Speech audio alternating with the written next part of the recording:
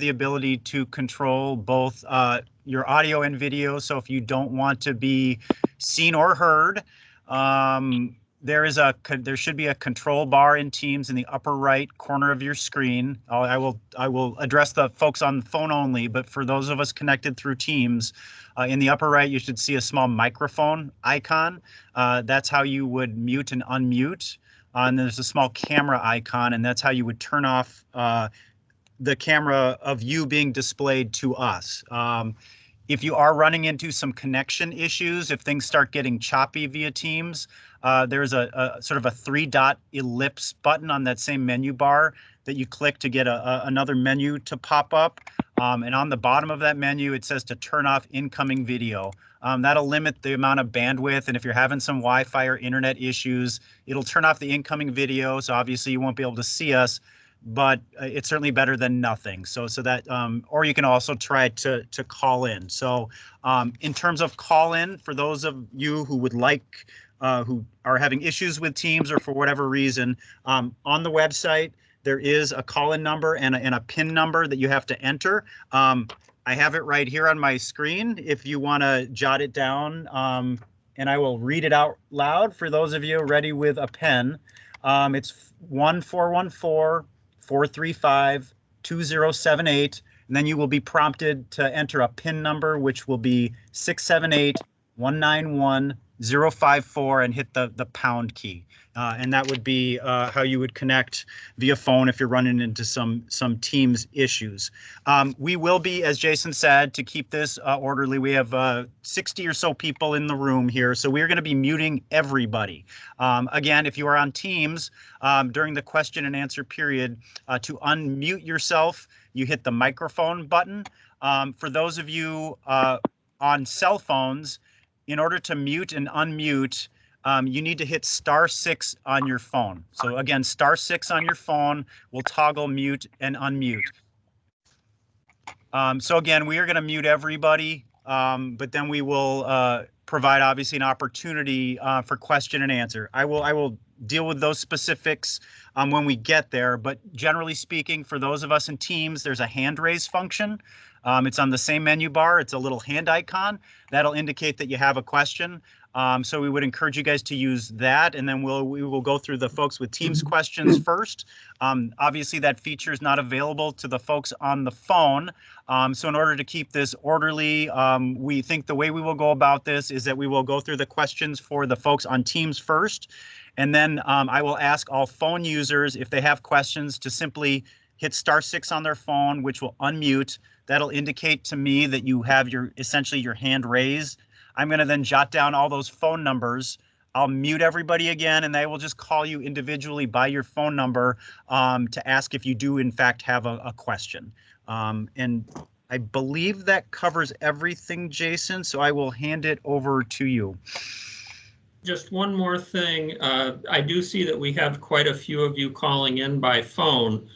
So for those of you that are on the phone, I will be presenting a PowerPoint presentation tonight. For those of you that have Teams, you should be able to see my screen. But for those that would like to follow along, if you go to the website that was created for this project, which is waukeshacounty.gov/Thomas Farm, no spaces. If you click the Open House Materials Presentation Boards heading, if you go down to the bottom of the list, you'll see something entitled PowerPoint Presentation. So that is saved in a PDF format, so anybody with a home computer should be able to hopefully get at that and follow along with us. And if you're not able to do so during the meeting, feel free to jump to the website another time. Before we go on further, I just want to do a couple of introductions. Ben Greenberg is a member of my staff, and he was the one just walking you through the ins and outs of Microsoft Teams. He's a senior land use specialist with us. We also have Jacob Heermans of my staff helping us out tonight. I see Dan Green from the town is with us. I believe Tim Barbeau is planning to join. Tim is the town planner. I want to emphasize before we begin the presentation, Obviously, we wish we could do this in another format, but I see we're up to at least 75 participants. I'm glad we made the decision to do it this way, so that we could conduct the meeting safely and give everybody a chance to participate. This will be one of the bigger meetings that we've conducted this way, so bear with us. We're going to do our best. We know these meetings can be a little bit clunky. This is not a public hearing. I want to emphasize that this is meant to be a more informal setting. Normally, when we have an open house for a project like this, we prepare presentation boards, we spread them out in a room, and we have staff available at each board, responding to specific questions and input that you're offering. We tried to present the same material on our website, so I hope that many of you have had a chance to look at the presentation boards. Jacob did a wonderful job of putting those together. So with that, I'm going to click over and bring up the presentation. So Ben, please let me know when you see that screen. The format for the night, we'll give this introductory presentation, and then after that, we will open it up for questions and comments. As we noted, we're asking folks to limit those comments to 3 minutes just because we've got quite a number of people on. We're going to try and wrap up by no later than 9 o'clock tonight. If we can't get through everything by 9 o'clock, we will urge folks to either communicate with us by phone or email. We're happy to continue to have one-on-one conversations with you, and recognize that it can be a little intimidating to ask questions, in this sort of a format. So with that, I'm going to click over to the presentation.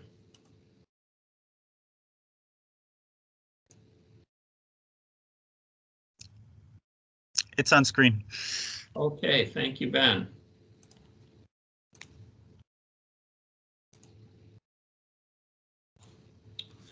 So we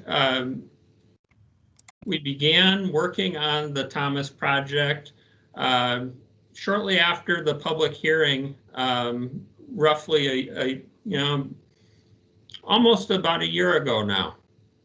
The land use plan amendment for the project came before the county. We had quite a bit of comment, and shortly thereafter, because there was so much concern about the project, interest in the project, we assembled a work group, and we've used this approach for quite a number of projects over the years. This particular group was a nice balance. We had 4 different neighborhood residents that agreed to serve: Mike Borrell, Jim Fred, Kathy Gutenkoost, and Peter Ogden. We also had 3 development professionals: Jim Seatman, Tony Zanin.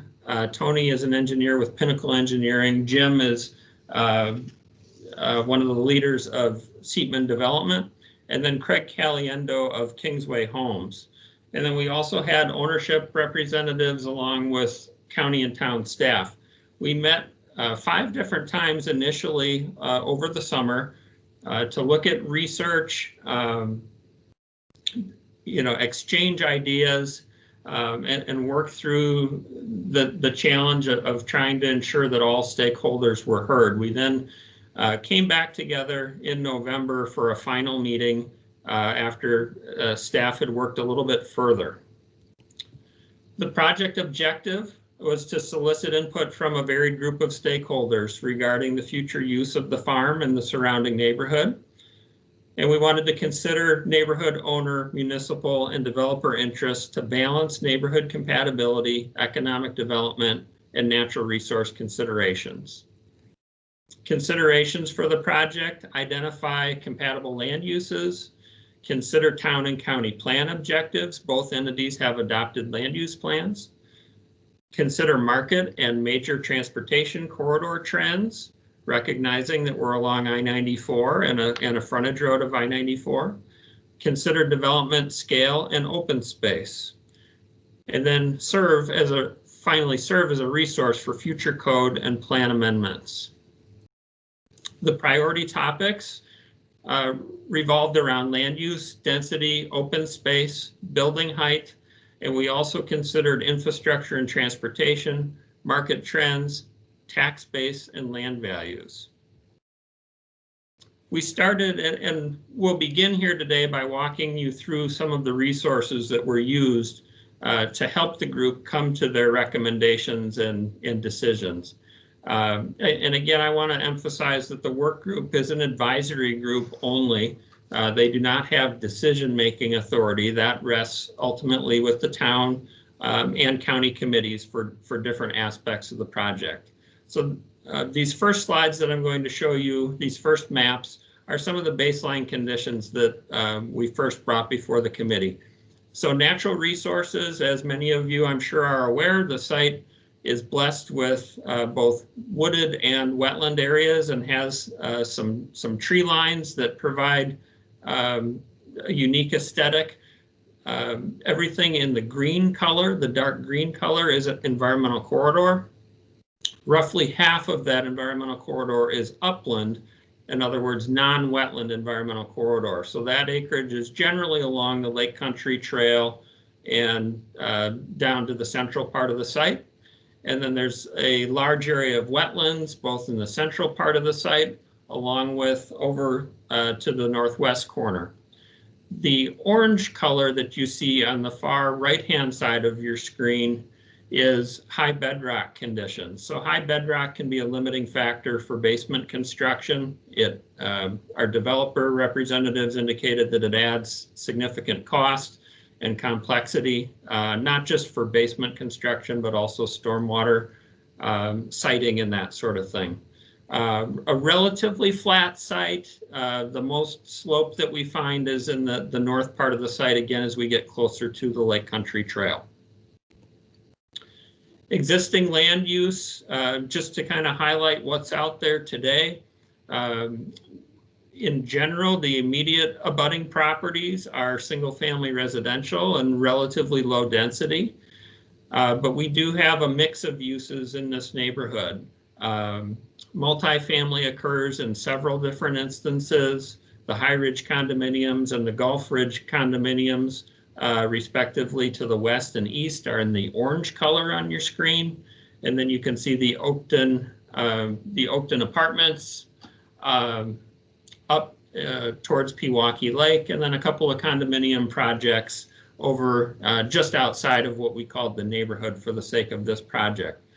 As far as commercial uses go, limited in the immediate area. The Orthopedic Associates is one example, and then Western Lakes obviously has a commercial element with its golf course and banquet facility.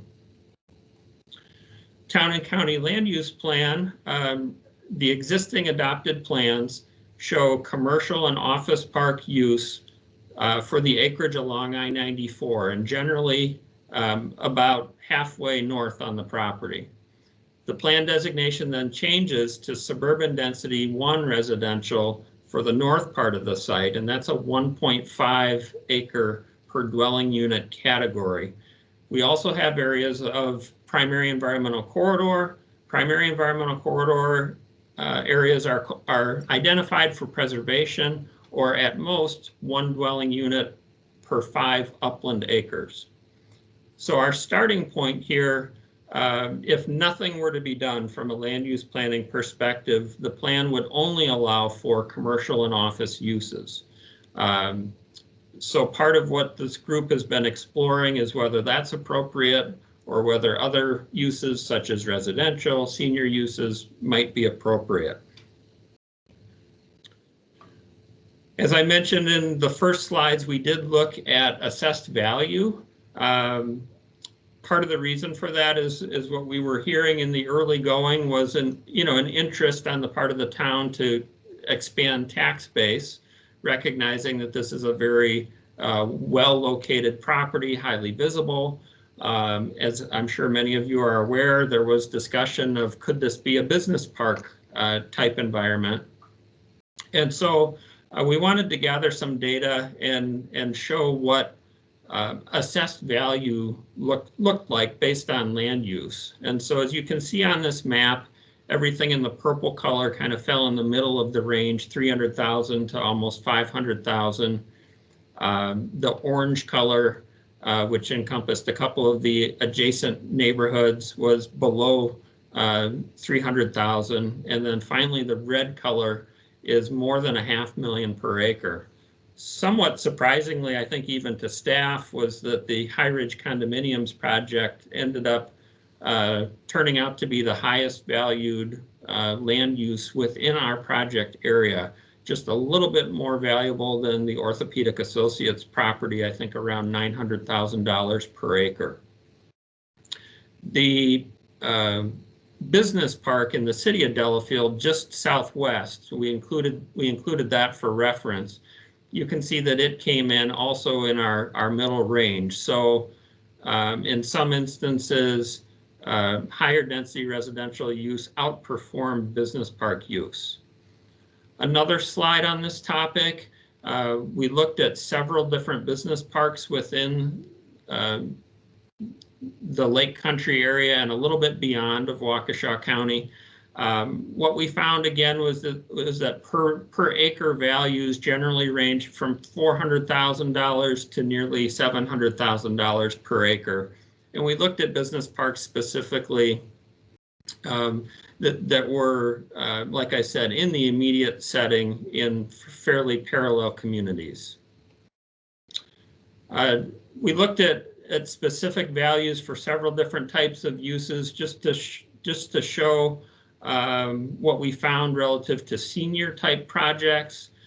Senior ended up being the most highly valued of the different use types that we looked at, an average of almost $2 million per acre.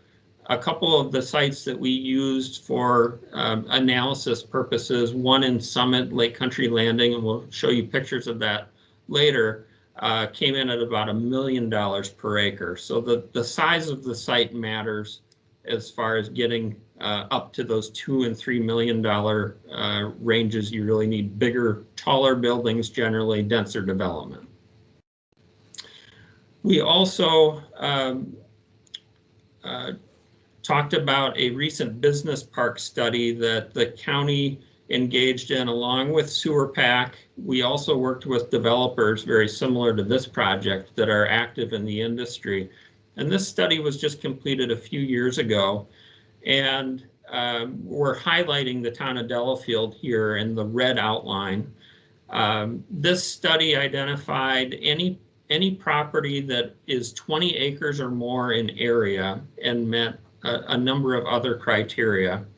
And what we found as we cast the net, so to speak, on the town of Delafield is that there were only 10 properties that met the criteria that we had applied, which again, not only was an acreage threshold imposed, but we also looked at proximity to interstate highway interchanges. So in this case, we had a buffer, a 1.5 mile buffer of both Highway 83 and Highway SS. And if you can see here in yellow in the middle part of the site, that's the Thomas Farm. The eastern parcel, there are 3 different tax parcels that make up the Thomas Farm. The easterlymost qualified as one of those 10 parcels. Of the 10 parcels that we looked at in the town of Delafield, that was the only one that achieved a neighborhood compatibility ranking greater than least compatible. So the other sites were generally far removed from interstate interchanges, entirely surrounded by either rural or residential acreage. The Thomas Farm parcel here was characterized as somewhat compatibility from a ranking standpoint, and that was because of proximity, not just to the interchange at SS, but also to commercial use in Orthopedic Associates and Western Lakes. The reason it didn't achieve a most compatible ranking is that it is surrounded on a few sides by residential use.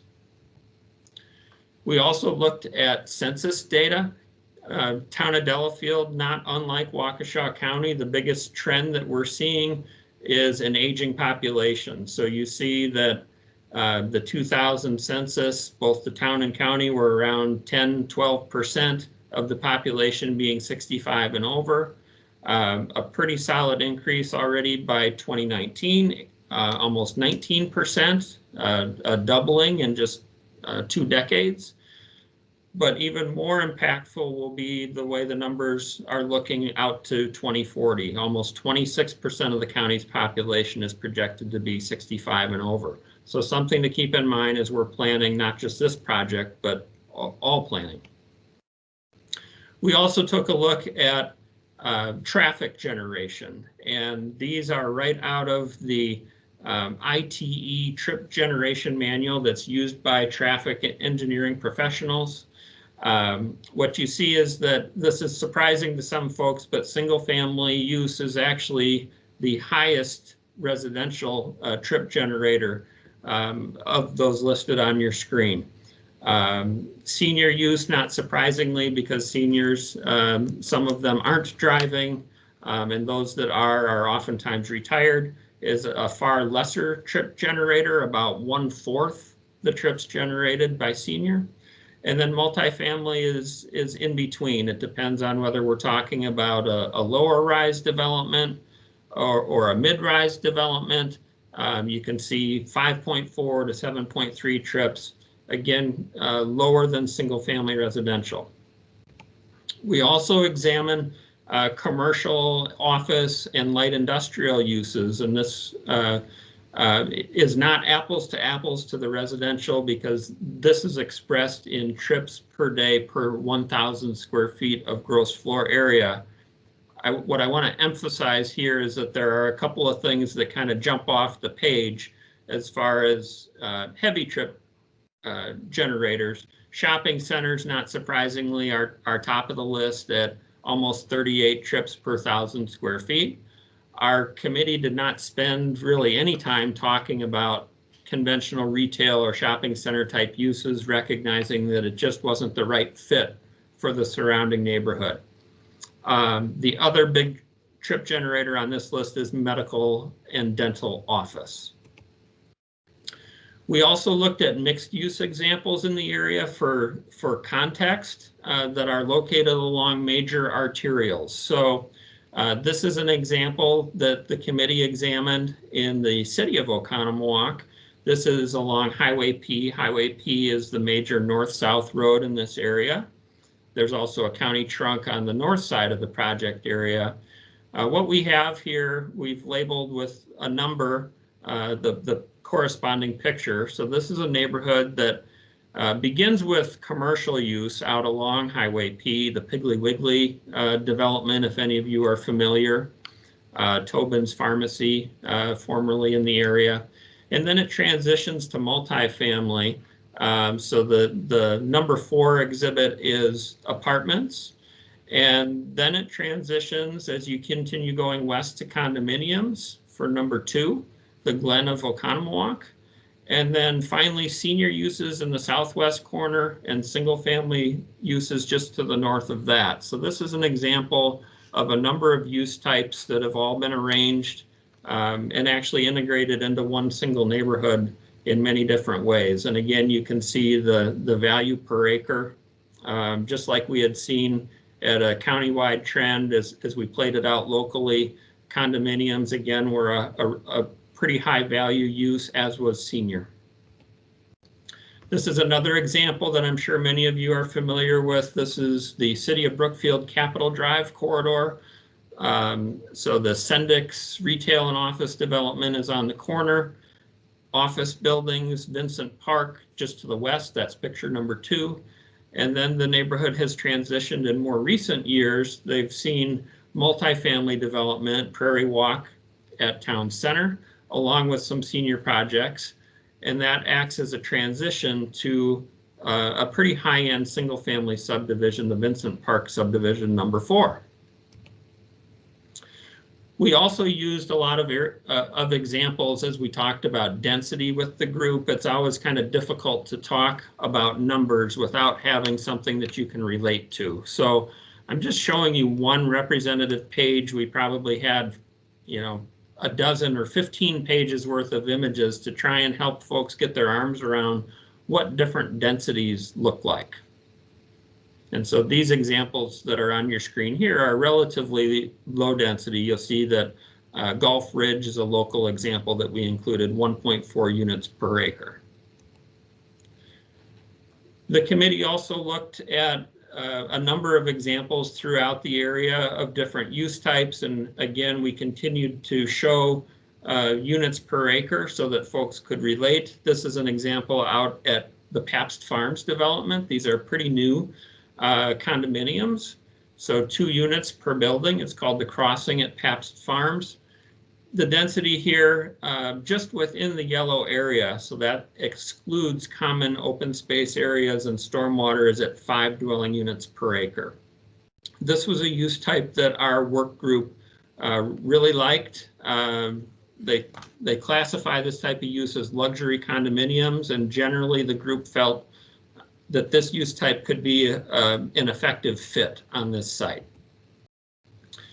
High Ridge condominiums, which I mentioned earlier, which is just west of the subject property, similar in nature to the project that I just showed you.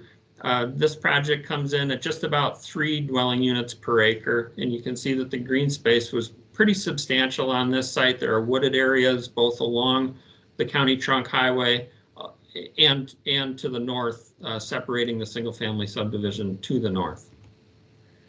Another condominium example, this is the Glen of Seven Stones of Sussex.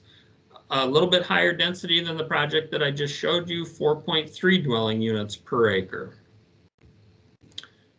And now transitioning to a little bit more density, this is Hunter's Ridge. This is an apartment complex in the city of Pewaukee. Density climbs to almost 10 units per acre. Our committee ended up determining that they felt that 10 units was too much density on this site. I'm showing you to give you some context. The green space provided for this site is 50%. So a pretty solid area of open space on the property. There's a clubhouse, a swimming pool. It shows you what a little more intense development looks like. We also showed some newer developments, some newer multifamily rental developments that are done in a mixed building setting. So this is a project called Tamarack Springs that's recently been approved in the village of Menomonee Falls. It's a mix of generally 4, 6, and 8 unit buildings arranged in kind of a neighborhood setting. And if you'll notice, you see that parking areas are generally tucked in between buildings. Substantial areas of green space. The density count on this project is 8.3 units per acre.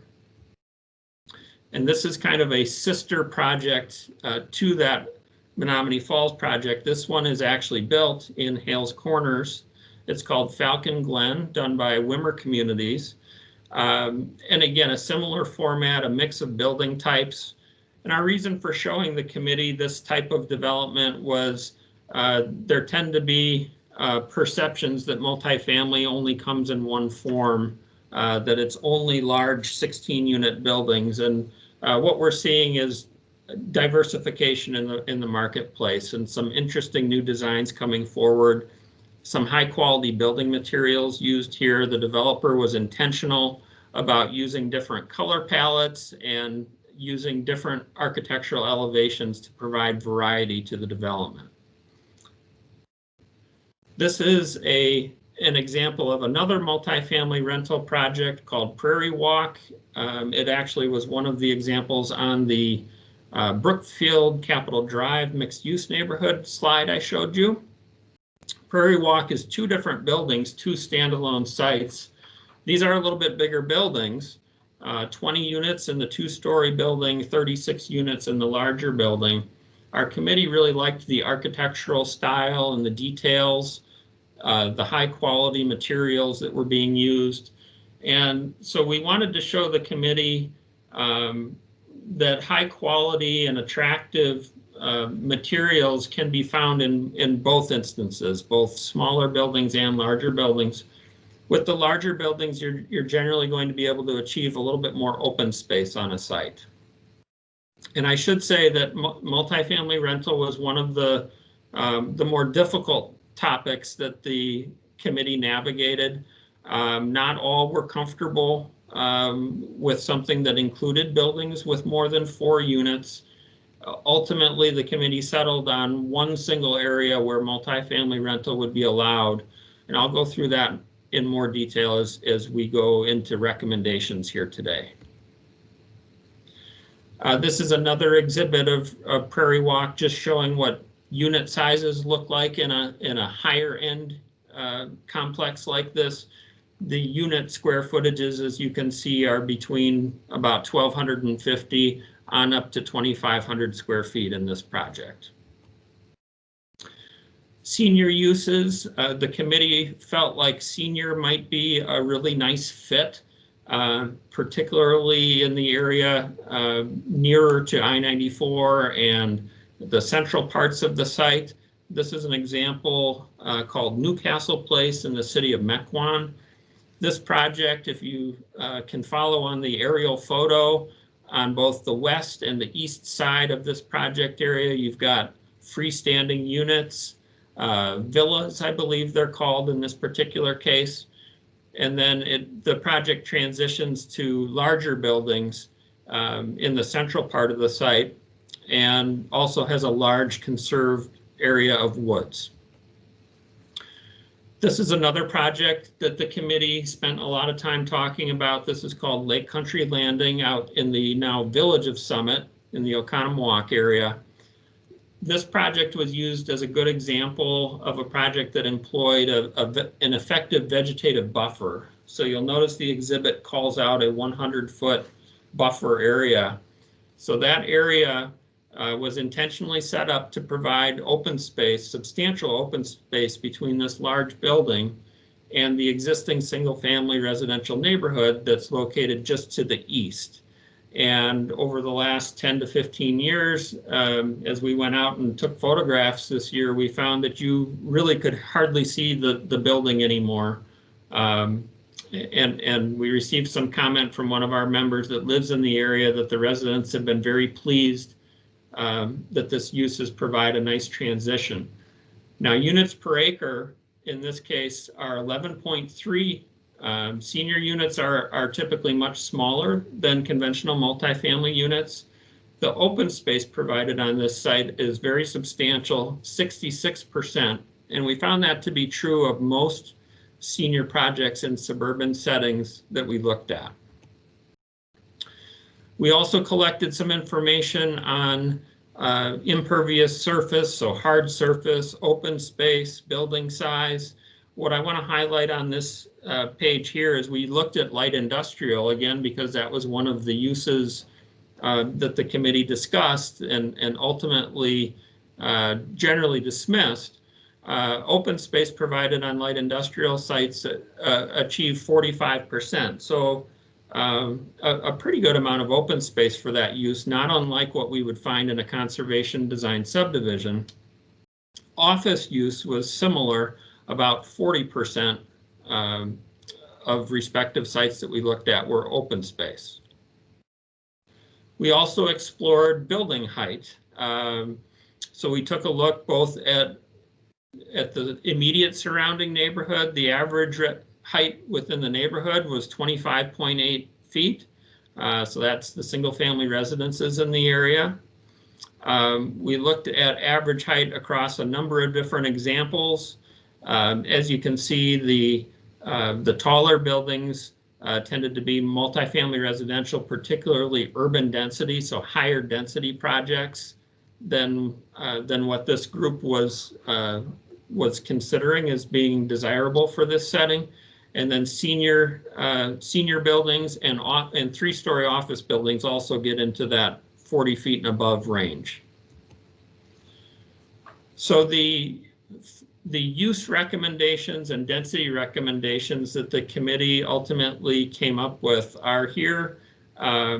We split the site originally into different sub areas for discussion, and ultimately we ended up reshaping those areas based on the input of the committee. And so what I want to do is work our way around the horn here, starting with Area 1. So Area 1 is in the northwest corner of the project, and Area 1 is immediately adjacent to a single-family subdivision and has a road connection that stubs right at the property line. Accordingly, the committee felt that the development pattern there should be matched. and settled on either single family lots or single family condominiums, and recommended no more than a 1 dwelling unit per acre density. So that would result in 7 or 8 lots at that density range. The committee talked about whether that particular part of the site should connect to the other areas via roadway, and the conclusion was no, that it would be too expensive, one, to connect area 1 through the woods over to area 2, and second, they felt as though the disturbance to the natural resources would be too great. In area 2, the committee recommended either single family residential at a higher density, a maximum of 3 units per acre, or 2 to 4 unit condominiums. So along the lines of the examples that I showed you earlier at Pabst Farms or High Ridge condominiums. And again, the reasoning for the committee's recommendation there was consideration of the Gulf Ridge subdivision immediately to the east. They felt like it would be a good use to match. The environmental corridor areas in both area 1 and 2 and throughout the site would be preserved in their entirety, but for recreational trails, so the woods would remain. In area 3, the committee recommended, again, higher density single family residential, maximum 3 units per acre. So this would be much more narrow and smaller lots than what you typically see in the surrounding area. The developers on the committee indicated that they feel that that is where the market is going for a number of different reasons. One is some of those demographic trends that I mentioned earlier with folks looking to downsize. Another is the high cost of construction. And on this particular site, the committee felt in both areas 2 and 3 that the difficult site considerations like high bedrock in area 2 could be mitigated with a bit more density. In area 4, which is the south central part of the site, that's the pinkish crosshatch, that's the largest area, totally insulated from surrounding developments. That is where the group was the most permissive and provided a recommendation that senior uses be entertained, 2 to 4 unit condos, office uses, high density single family residential, and high quality multifamily rental at a maximum of 6 units per acre. The thought there was that because it's the interior of the site and its frontage is to a frontage road and I-94, that this would be the best part of the site to put the slightly more intense uses. There was quite a debate at the committee level, as I mentioned, about the maximum density and the notion of high quality multifamily rentals. There were mixed sentiments. Some on the group felt that 8 to 10 units per acre would be appropriate. Others felt 4 was better. And ultimately the committee essentially compromised and landed on 6. In area 5, so this is the area right along Elmhurst Road and Gulf Road, similar to area 4, but no multifamily rental would be permitted in that area. But all the other uses that I mentioned would be available, inclusive of single family residential at a higher density. Finally, over to area 6, which is along Glen Cove Road and Gulf Road, right on the corner. Same as area 5, senior uses, 2 to 4 unit condos, high density single family residential at a maximum of 4 units per acre. So the only difference between 5 and 6 is that 6 does not offer office as an option. The group felt that that those uses would provide a nice transition and a nice buffer to the neighborhood immediately to the west. So when we put the density numbers into play and project out based on the acreage that's within each zone, This spreadsheet shows what might be realized if the maximum number of conventional dwelling units was created. So if there were no senior units developed, no office use developed, and every area maxed out and on residential density, you would achieve 464 units. And again, if office use takes the place of a residential use, well, then those maximum numbers drop. I should also mention that there are physical factors that are likely to hold the actual unit count down. One example would be area 3, where the acreage is relatively narrow. We believe the actual maximum unit count would be lower than the density projection alone shows. We also did some research after our 5th meeting with the committee to try and identify what is typical as far as senior unit densities. And this spreadsheet, if you focus on the units per acre column, it showed a pretty tight range that we found. These are all local examples. Again, in the western suburbs and Lake Country suburbs, our range was between 10.4 and 13.3 units per acre. There are some examples on this list where we lack data down at the bottom that are certainly much more intense. A couple of them are large projects along the Capitol Drive corridor in Pewaukee, where the acres per unit would be far higher. Ultimately, we put a few different options in front of the committee. One was to not have a density cap on senior use at all and simply rely upon footprint, height, and open space to control.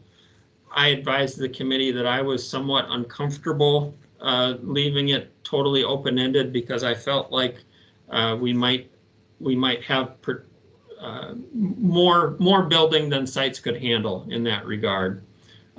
We also talked about setting the maximum on a number. We recommended 12 units per acre, again, based on not just what we were finding in our research here, but in talking to a local senior developer who informed us that the industry typically expects to achieve 10 to 15 units per acre. And then finally, we also talked about the option of instead restricting projects based on unit type. For instance, X% of the project can be villas, whereas X% can be a large building. Again, this was an issue that was difficult for the committee. We had a couple of members that were not entirely comfortable with 12 units per acre, but a majority of the group felt that having a unit cap was better than not. And so that's kind of where we ended up, was 12 units per acre.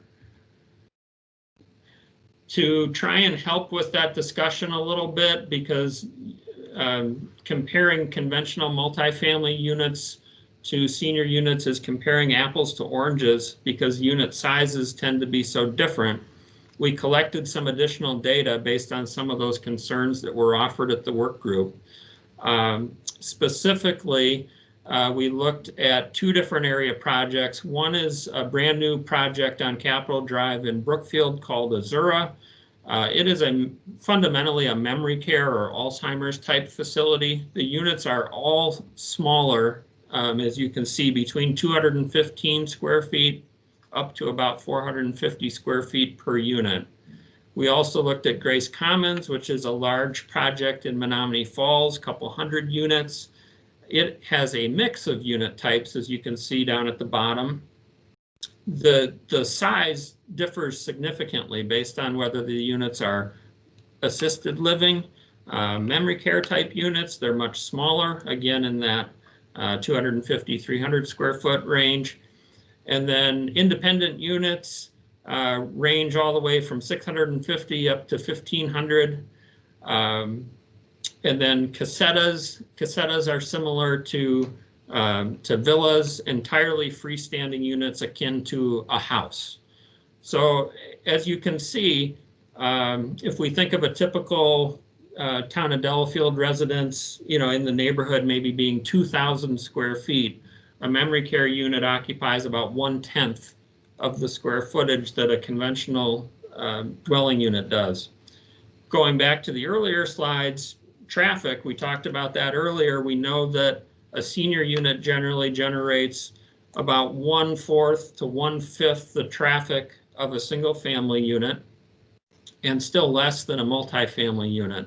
So all of that needs to be taken into consideration as we form opinions about senior density. So that's the reason for sharing that. Circling back to height, we talked about the research that was gathered. Ultimately, the group felt that building heights should stay 2 stories to the north part of the site, and also anywhere abutting a nearby neighborhood. So you can see in the southwest corner, the group favored setting a 500-foot separation distance from Glen Cove Road, where 2 stories would be the limitation. And then in the interior of the site, 3 stories would be considered. But again, consideration is given to the Gulf Ridge neighborhood to the north by holding that 3-story line to the south and opposite Western Lakes Golf Course. So these are the particular height recommendations that the committee brought forward. Generally 35-foot height limitation for smaller buildings, single family and 2 and 4 unit condominiums, and then 47 feet for larger buildings. And again, that would only occur in the areas that I showed in the south and south central part of the site. Open space, we spent quite a lot of time talking about how to handle requirements for open space. As I mentioned earlier, the site has considerable resources. The committee decided that all primary environmental corridors should be preserved. So everything that you see in green and aqua color would be preserved, but for potential trail crossings. The light green areas that you see coincide with tree lines or other wooded areas. You can see there are a couple of tree lines that do not have green on them. Those were deemed to be okay to disturb because they kind of chopped up the site to work around them. In area 5 down in the southeast corner, the decision was to allow for limited cutting. 75% of the mature native trees in that area would have to be preserved. So something like an office use or a senior use could still be sited in that area with some minimal disturbance. Finally, I want to draw your attention to the areas that are in brown. The area along Glen Cove Road, you'll notice is labeled 75 feet wide. The committee expressed a preference for a landscape buffer of that width all along the west side of the property to buffer the adjacent neighborhood. So a landscaping plan would be required. The only exception would be for a road crossing to occur. Those red asterisks on the map are not precise, but it would allow a road connection for Brookstone Circle, the north part of Brookstone Circle. And then along Gulf Road, you'll notice that there's another more narrow landscape buffer being provided that's 25 feet wide. And then finally, a variable width buffer along Elmhurst Road, 50 feet, in order to preserve the large mature oak trees up near Gulf Ridge North. And then 30 feet for the balance of the Elmhurst Road frontage. So again, we envision either berming or extensive plantings to provide a separation between future neighborhood and existing neighborhood. Open space thresholds on a by use basis. The committee favored an escalating open space requirement based on the intensity of the use type. So single family use is only required to provide 30% open space, and we escalate up to a maximum 45% open space for senior and multifamily uses. As you could see in our earlier slides, all of these numbers correlate directly to what we found in our research was typical and attractive in area developments. We also set a building footprint of 17.5% for 1 acre density lots and 25% for other uses. We also talked about bike and pedestrian planning. One of the real assets that this neighborhood has is the Lake Country Trail that traverses the north side of this site. And so an opportunity exists to connect to that trail. The county park system welcomes local connections. This map is conceptual in nature. These lines are not set in stone in any way, but what the committee did favor was a connection to the neighborhood to the west, which you see a west connection to Brookstone Circle.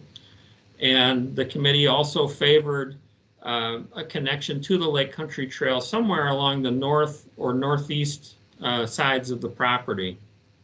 So the general idea would be that if you were in the neighborhoods west of the project area, you could navigate a system of internal trails and get all the way across the site and connect to the Lake Country Trail without ever having to go onto a public road. So the committee favored connecting Area 1. Area 1 is in the northwest corner so that it can also achieve connecting to that trail arterial system. More detailed trail and pedestrian planning would be needed. And then road access, quite a bit of conversation about concerns of traffic on Glen Cove Road and Elmhurst Road. So we had conversations with the County Department of Public Works, who has preliminarily indicated that they believe they can accept a minimum of 2, possibly 3 access points to Gulf Road or County Trunk Highway DR, provided that local road connections are also provided along Elmhurst and Glen Cove roads. So what that would do is that would split the traffic between the county trunk and local roads. And so hopefully those more intensive uses that the committee provided for in Area 4 and to an extent Area 5 and 6 could directly access Gulf Road versus adding traffic to Glen Cove and Elmhurst. So to wrap up here, what we have talked to the committee about is bringing forward a planned development district scheme.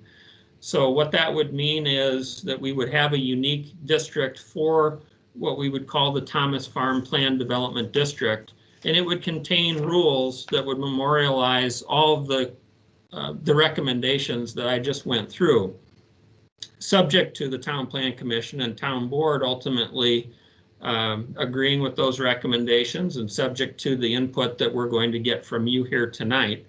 But the idea is that rather than having a conventional, say, R1 zoning district, something to that effect, that this will be a uniquely tailored district just for this property so that we can get all those details like open space dealt with efficiently.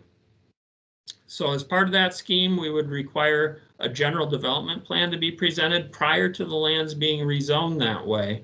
So that would mean a traffic study would need to be done, some preliminary stormwater analysis, sewer and water would need to be analyzed.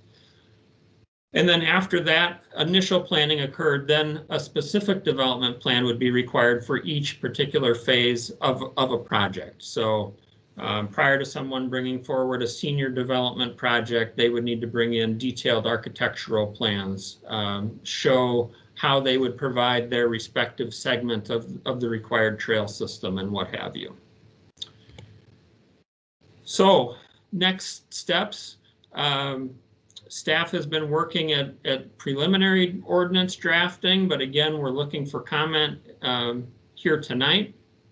We've had a lot of input from our experts and our work group members along the way.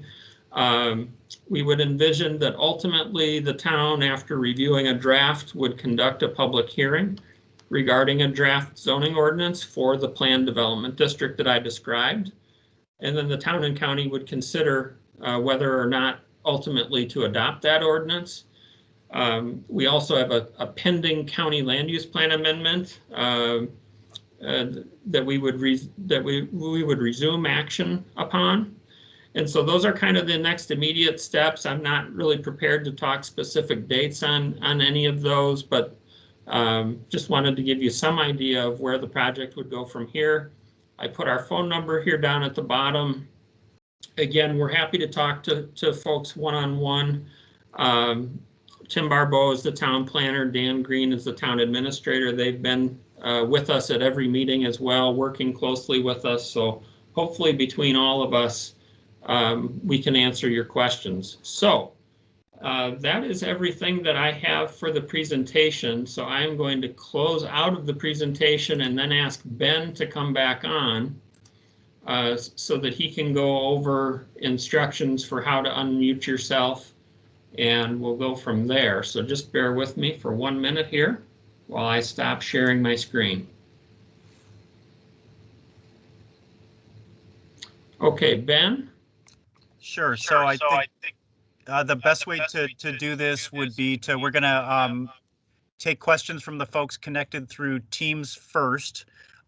If you are connected through Teams, to indicate that you do have a question, please use the hand raise function. That's again in the upper right corner of your screen. You'll see a little hand icon. If you click that, it'll indicate to us that your hand is raised and you do have a question, and then you can clear that icon once your question has been asked. Once we've gone through the questions for folks connected via Teams, we will announce that we're taking questions from the folks connected via the phone connection.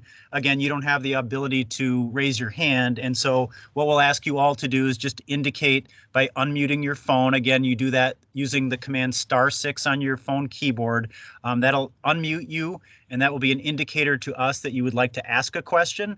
Once we've had everyone with the phone connection indicate through the unmute that they have a question, we'll mute everybody, and then I or Jason will just call you or ask you via your phone number if you do in fact have a question. We'll unmute you, or you will have to unmute yourself at that point, and then you'll have an opportunity to ask your question.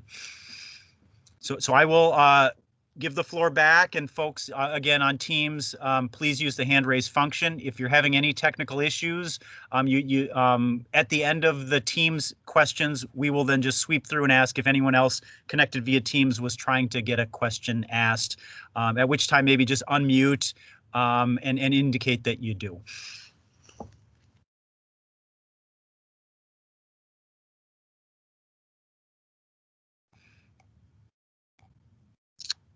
I have a few people, Jason. I know I just want to make sure that you're seeing those as well. I am. So Ben, I'm going to let you go ahead and just, maybe take them from top to bottom on the list as you're seeing them. Okay. Well, why don't we get started here for the sake of time? So I have, again, and I apologize for mispronouncing last names. It may be inevitable. I'll do my best. I have Terry Guest as the first person with a question. So again, Terry Guest, just unmute yourself and feel free to ask away. My question is, I noticed that you mentioned about sewer and water, and I'm concerned about the use of water. Or is this going to be wells, or is it going to be a central area, or is that going to impact on our wells that we have in this area? So as far as infrastructure goes, we did reach out relative to sewer and water. We talked about water at the committee level. The closest municipal water is either the city of Delafield or the city of Pewaukee. And in the city of Delafield, it's over near the old town hall to the west on Gulf Road. So it is a pretty considerable distance to get it to the site. Tim Barbeau had estimated, maybe close to $2 million to extend to the site. With that said, it's potentially a big enough development site that it may be able to absorb that cost. But the committee did not dismiss the idea of some sort of a private water supply being provided. If the developer ultimately looks at doing some sort of private water supply, the state of Wisconsin has rules relative to high capacity wells. And that would have to be part of the analysis, and that would be part of the expectation of the developer in presenting a general development plan, would be to bring forward information about the analysis of the groundwater supply, and we would consult with our experts at the state as well as the Regional Planning Commission to ensure that there wouldn't be a negative impact to nearby wells or natural resources.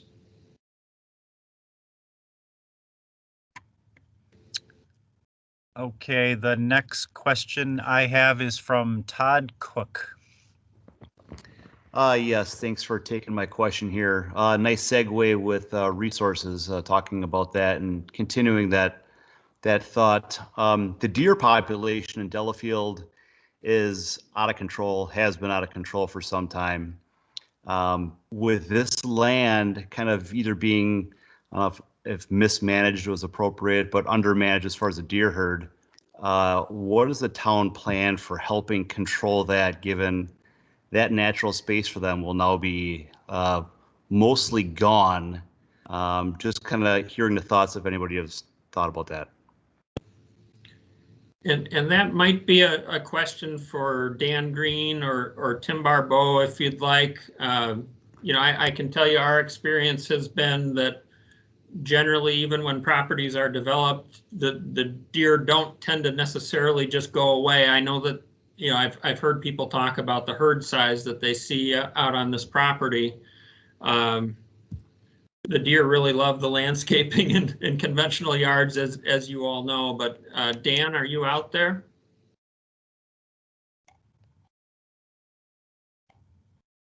And Ben, you would maybe have to help unmute him. I can't. He'll have to unmute himself. I can only mute people, Jason.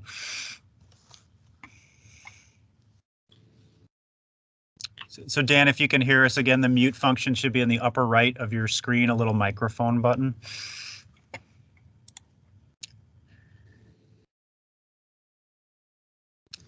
Jason, his status indicates busy. I wonder if maybe he had to step away. Okay. Well, I'll tell you what we will do is we will maintain a list of all the questions asked here tonight, and obviously some of them, are more of a question for the town to answer. So we'll certainly pass that question along, and there will be, more opportunities for the town to address any and all of these comments here tonight. The next question I have is Lori.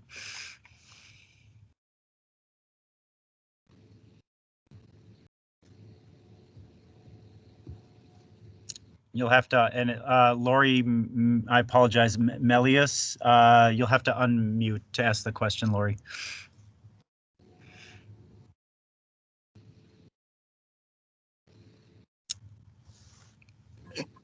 All right, my question is basically, I honestly don't understand the connection to Brookstone Road. That's a circle. What is the point of that? Why would you connect to that?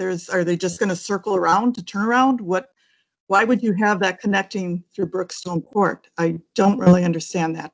Doesn't make sense to me. And going on with connection through Crooked Creek Road too. I live on that road. I really don't want a lot of traffic coming from there. But what is the thought of connecting Brookstone? So more so than connecting Brookstone, and the idea is matching the intersection.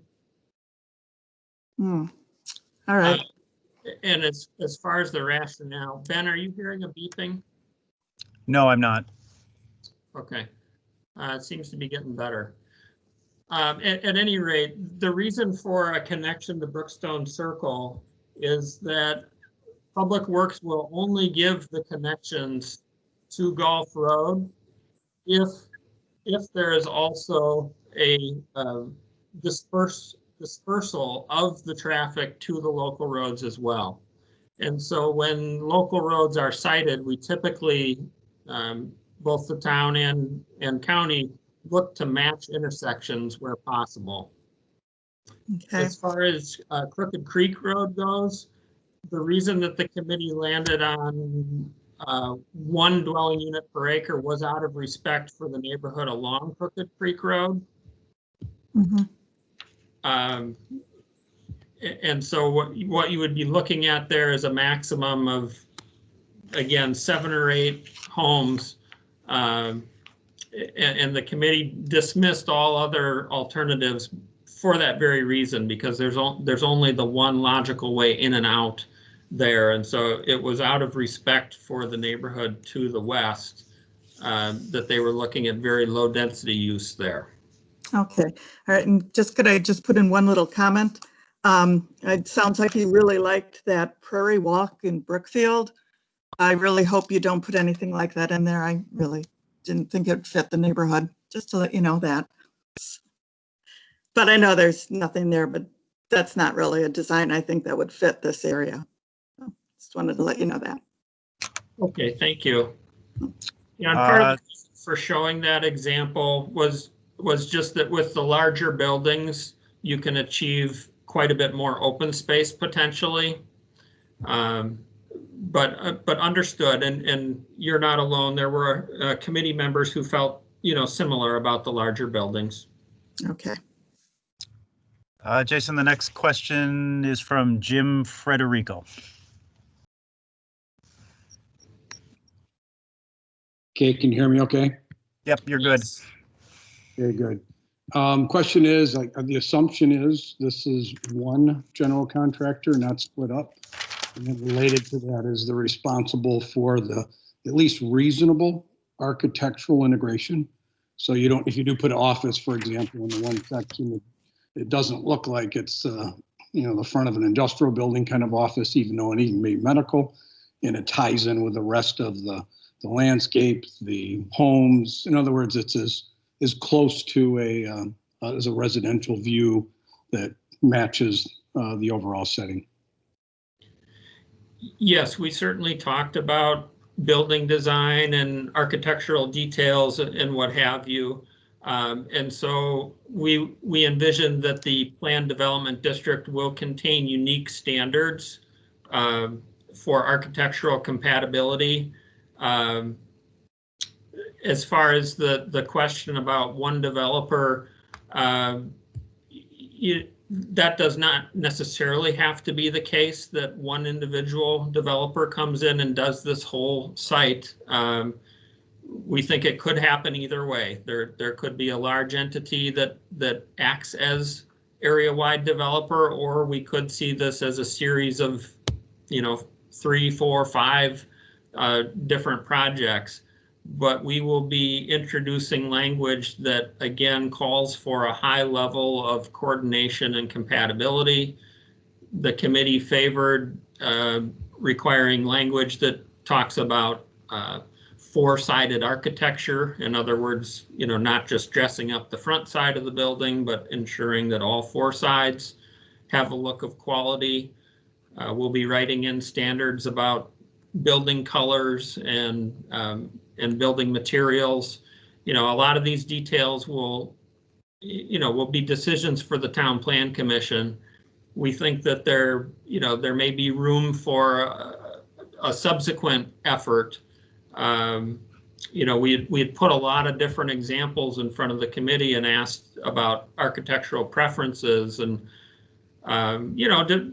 different individuals are going to have different opinions as far as what's beautiful or what's attractive, just like art.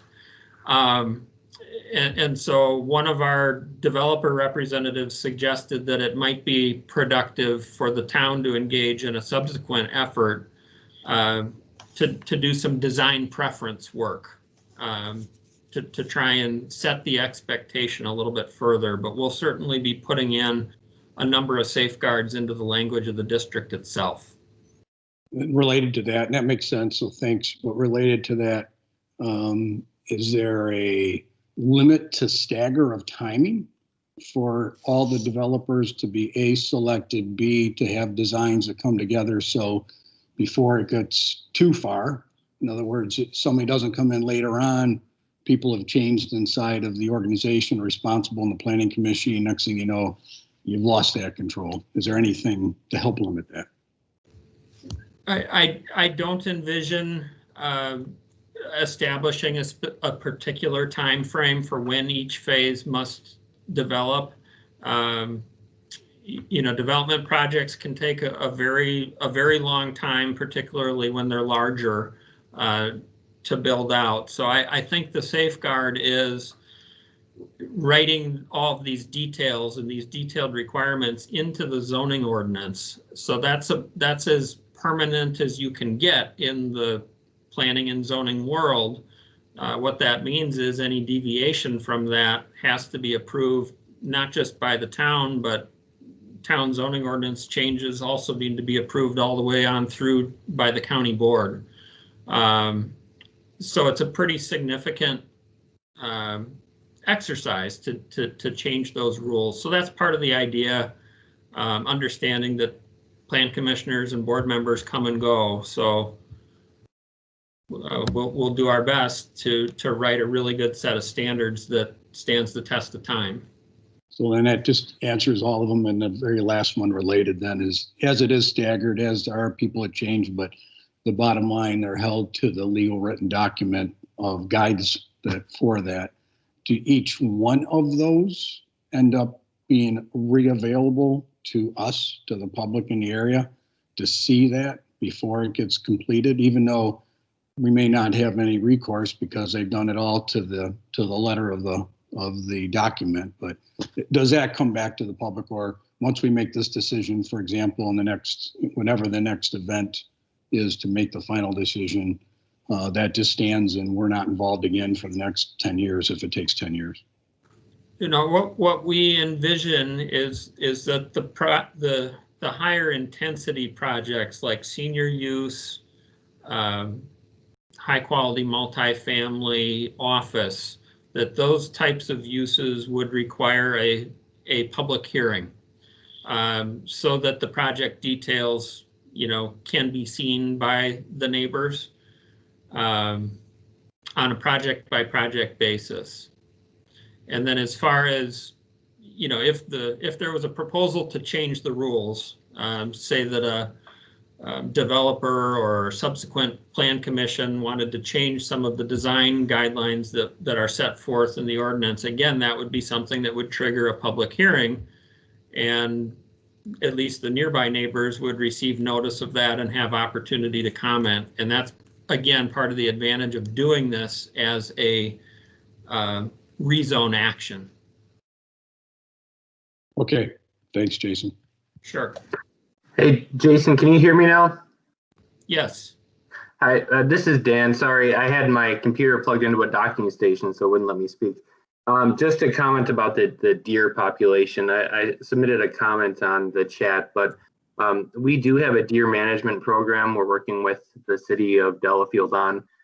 It's one of the first in the state, actually, and we've been continually trying to get properties from around that area to join in to set up deer stands, and we'll continue to do that next year as well, and the years following, including the church across from 94, which isn't right in that area, but I know there is a couple of properties within that area that have joined in on that project. So we'll continue to look for ways. The deer management program this year has harvested 42 deer, and our goal is 50. And we understand that is a high population for deer in that area. So just continuing to go through that program, and hopefully that will help to mitigate. And that's really the best solution that we have for that as it stands. So thank you, Dan. Jason, next up is Peter Ogden. Thanks very much. This is really for the town board that's in attendance and the planning commission, and that is, we have a really good example of what not to do in terms of lighting, and that's the Baptist church that's on the south side of 94. And I think it's no different than the comments prior in terms of architecture and so forth, but lighting is a huge issue, and you can see not properly implemented and planned out what kind of eyesore it creates. And so I just want to go on record, or just ask that's something that also needs to be really thought out thoroughly and implemented correctly. Thank you. Thank you, Peter. And lighting plan is one of the detailed plans that we have written into the draft that we're working on relative to the ordinance, but certainly the town will have to work on those details. Next up is Lisa Winchell.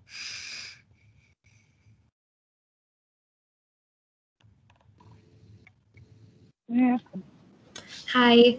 I was just curious about the landscape buffer on the west side of the property and why that is so much lower than what it appears to be on the neighboring property in High Ridge. And then likewise, why the single family property open space is recommended to be so much lower than the 3 neighboring properties to the west of the farm. It looks like we're recommending 30%, but the neighborhoods to the west are all, 37 and 47%. Yeah, so the first question, along Glen Cove Road, the open space, we did look at the open space that's provided in the vicinity of Brookstone Circle. My recollection is that it's a little bit less wide. I think it's 68 feet, something like that. And so 75 was an attempt to match that more or less. But 75 was also based on experience. I had showed that example from Lake Country Landing out in Summit where 100-foot was employed. And we found it to be, a very effective number in that regard. We showed the committee, I would say, 5 or 6 different examples of landscape buffers in the vicinity of business parks.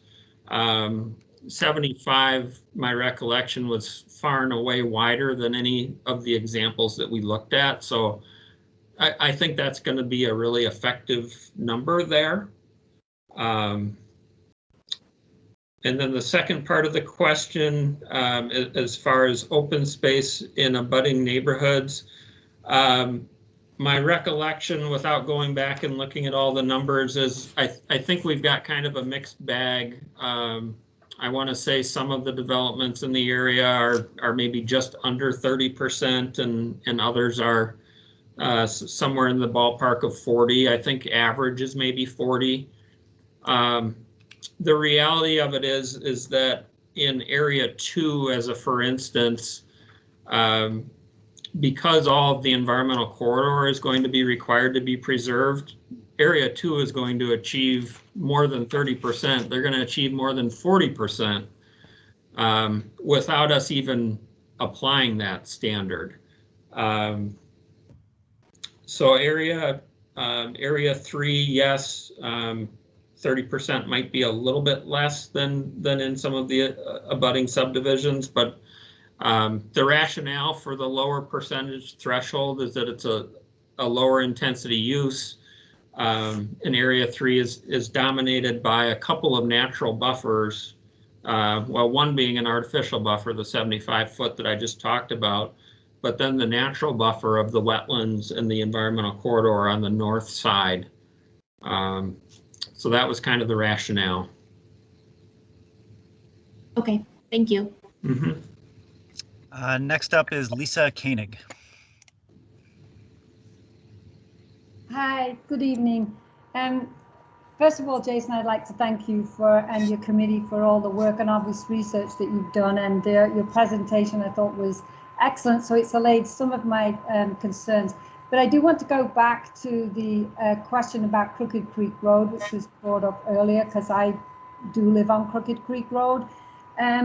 I saw that your plan is to extend it into Area 1, and I was just wondering, do you still plan on it being a cul-de-sac, or will it connect with the other areas? I know you were saying that Area 1 is going to be a low-density areas with single-family homes, but would it just stay there, or would it actually connect to the other areas?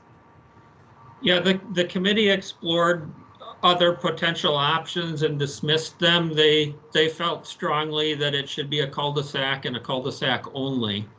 And just one more thing to follow up on that, the town does have a maximum cul-de-sac length limit, and it was felt by the committee that it would be desirable to have a long cul-de-sac, you know, versus linking up somehow to Glen Cove Road.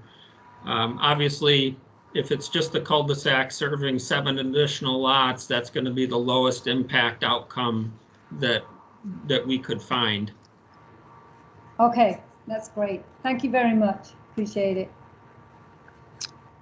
Sandy Wilcox. Hi, can you hear me? Yes, Yeah. you're good. This is Mark, actually, as you probably guessed. So I wasn't able to join at the beginning, and I apologize if you've already discussed this, but I was just curious if you could comment on traffic flow relative to Gulf Road and Glen Cove, specifically how much of an increase you anticipate, and if the flow is primarily off of Gulf Road, or what's the plan with that? Thank you. Sure. You might want to take a look at our presentation or materials from meeting 6 on the website. We've got a map that I talked about. County Public Works has jurisdiction over Gulf Road, and they have indicated that that at least 2 connections will be allowed to that road, provided that there are also some local road connections, provided that there's also access to Elmhurst Road and Glen Cove Road to provide secondary access points. But the good news about them being willing to give that direct access to Gulf Road is we think that the bigger potential development projects, senior use, multifamily use, office use, will all likely be able to predominantly access Gulf Road, which will leave that traffic off of Glen Cove and Elmhurst. And then as far as how much traffic, a traffic impact analysis will be needed. And so we need project details, you know, for traffic engineers to be able to analyze what types of improvements would be needed at the respective intersections. Okay, thank you. Next up is Kathy Gutenkunst. Hey, you guys. First of all, I want to just say to everybody who's watching and listening that Jason and his staff have been invaluable here. While we have not always concurred with what Jason and his staff have brought forward or recommended, they've done a great job. So kudos to Jason and his staff, number one. Jason, one of my questions I have, and I was part of the committee, how did we end up with a recommendation of 12 units an acre? Because that clearly was not a number of people on the committee's first choice. Yeah, as I mentioned during the presentation, you know, I know we certainly had at least one dissenting vote as we talked about that issue, and then I subsequently talked to another committee member that was a little bit concerned about 12 and was it the right number, but the majority that were in the room or on that Teams call that day were indicating that they preferred the idea of a cap, and 12 was the number that we were discussing. So that's where that came from. And I think ultimately that's one of those issues that as we hand this off to the town, you know, we'll simply acknowledge that, you know, if there are committee members that still feel concerned about that number. I had talked to Jim Frett, another one of the work group members, and he had pitched the idea of, well, could there perhaps be a greater open space percentage requirement for more or more intensive senior uses? In other words, you know, say the unit count is 8 units per acre or more, could the open space threshold slide? And I said, yeah, I think, you know, that could be an alternative that could be looked at. So yes, we can convey that concern. onto the town if folks don't feel like that's quite the right number. Well, and Jason, going back to the committee meetings, I don't necessarily have an issue with the higher density for senior, but my concern is as we look at areas 4 and I think it's 5, if my memory serves me correctly here, we could end up with multifamily apartment buildings. And that's where I think the 12 units an acre become a challenge for those of us who live in the community. Is it possible for the county to put together a chart that would show us what those units look like in total for people who may not appreciate how we use, 1 unit per PEC or whatever that calculation is, so people can appreciate what that, which leads me to my next question. When you commented that the county appears to be willing to give us 3 road cuts onto the frontage road, is that going to require stop and go lights now for those of us trying to get out of Glen Cove? Do we know?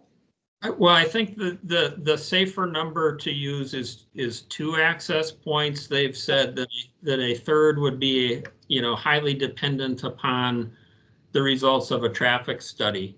I did ask them the question of, would they anticipate a signal, somewhere, and they said again, it's going to, depend upon the traffic study, but they do believe that there's a chance that there would need to be a signal.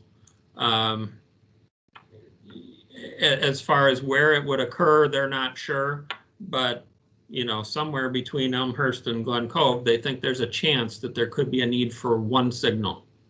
Okay, going on to the water extension, which we discussed at the meetings. Jason, do you know whether there's perhaps a better way to put this is, in the event that water is extended, let's say from the old town hall down to this site, has anyone looked into what the requirements would be for the existing subdivisions as far as forcing connections? That is, firmly outside of the scope of what we've looked at. I'm not aware of Dan Green and the town having looked at that. Dan, are you there? As far as extending water, no, we haven't looked at that. That's something, if the developer comes forward, and that's something that they wish to do. I think that, Jason, to your point, it's something that we need to look at, if the water underneath has enough to support that, or if there's a high capacity well or something like that. If not, then we may have to. But I think those are questions for later on down the road as we get the project moving. Dan, I would just ask that if water is on the table for a future development, one of the questions I think we're going to have to work with the PSC on is whether or not they're going to require the subdivisions that adjoin this site to hook in, because that's going to be costly. Just something to put in the back of your mind. Correct, and that's going to be one of the big factors. And if we do bring water to the site, that's definitely something that we'll want to look at. And last but at least, Jason, I don't recall, did we ever make contact with Tom Kemp in the sanitary district relative to sewer capacity? We did. I talked to Tom early on. He indicated that there's plenty of sewer capacity. Wastewater flows to the Brookfield treatment plant. I also talked to the Regional Planning Commission about that, and they confirmed there's plenty of capacity. Tom did note that there may be, off-site costs and upgrades that would be needed to the system, but aside from giving that kind of general message of caution that developer would need to explore those costs, that's really all he was able to offer. Well, I just want to say thanks again, Jason, to you and your whole staff. You guys have been invaluable, and we've been very fortunate to have you guys working with us. So thank you. Thank you, Kathy. I have 2 more folks with hands raised on Teams, and then we'll get to the patient folks on the phone. The first would be John. Okay, I had a couple questions. I'm trying to understand the entries from Elmhurst Road and Glen Cove. Are those going to be through the whole area, so you could drive literally from Glen Cove over to Elmhurst, and then people working in the high density center portion, let's say they build the senior center and you have the 80 million people who are going to work there? Are they going to be able to access that from Elmhurst or Glen Cove? Yeah, so the idea would be to develop a road plan that would drive folks in a senior facility or office use. We would look to make the access to Glen Cove the most expedient way, such that they're not overloading Elmhurst and Glen Cove. At the end of the day, people are going to travel the least distance in the least amount of time possible to get from A to B. That's human nature. So if the road plan is set up properly, I don't know why anybody would take Glen Cove Road to get to a senior use in Area 4 when they could continue going down, at 45 miles per hour and get there faster staying on Glen Cove. You mean golf? Yeah.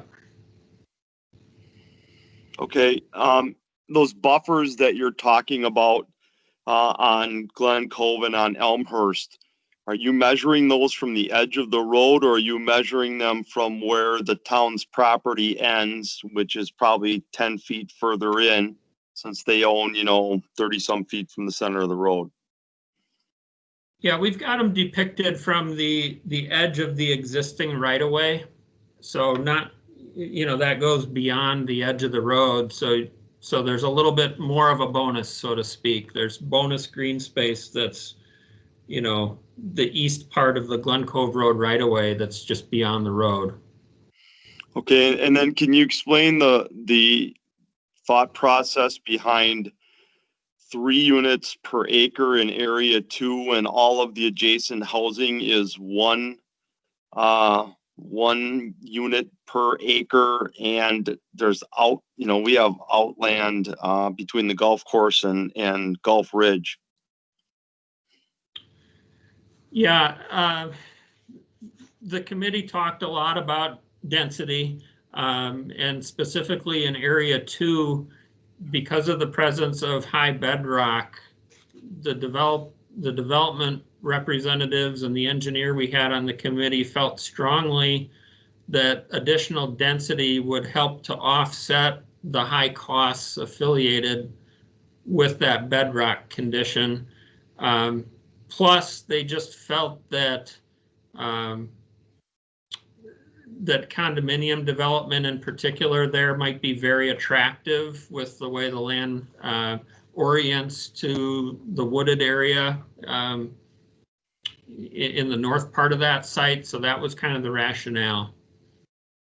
Okay, thank you. I appreciate all the committee's work, everyone who was on. Thanks.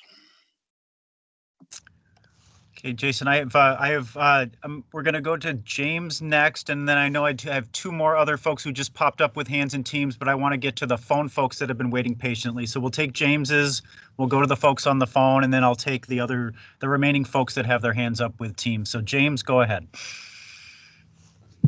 Okay, great. Thank you. Thanks, Jason. This is Jim. Just a couple quick things. I want to echo Kathy and other comments here. Thank you for all the good work here and time spent on this important effort.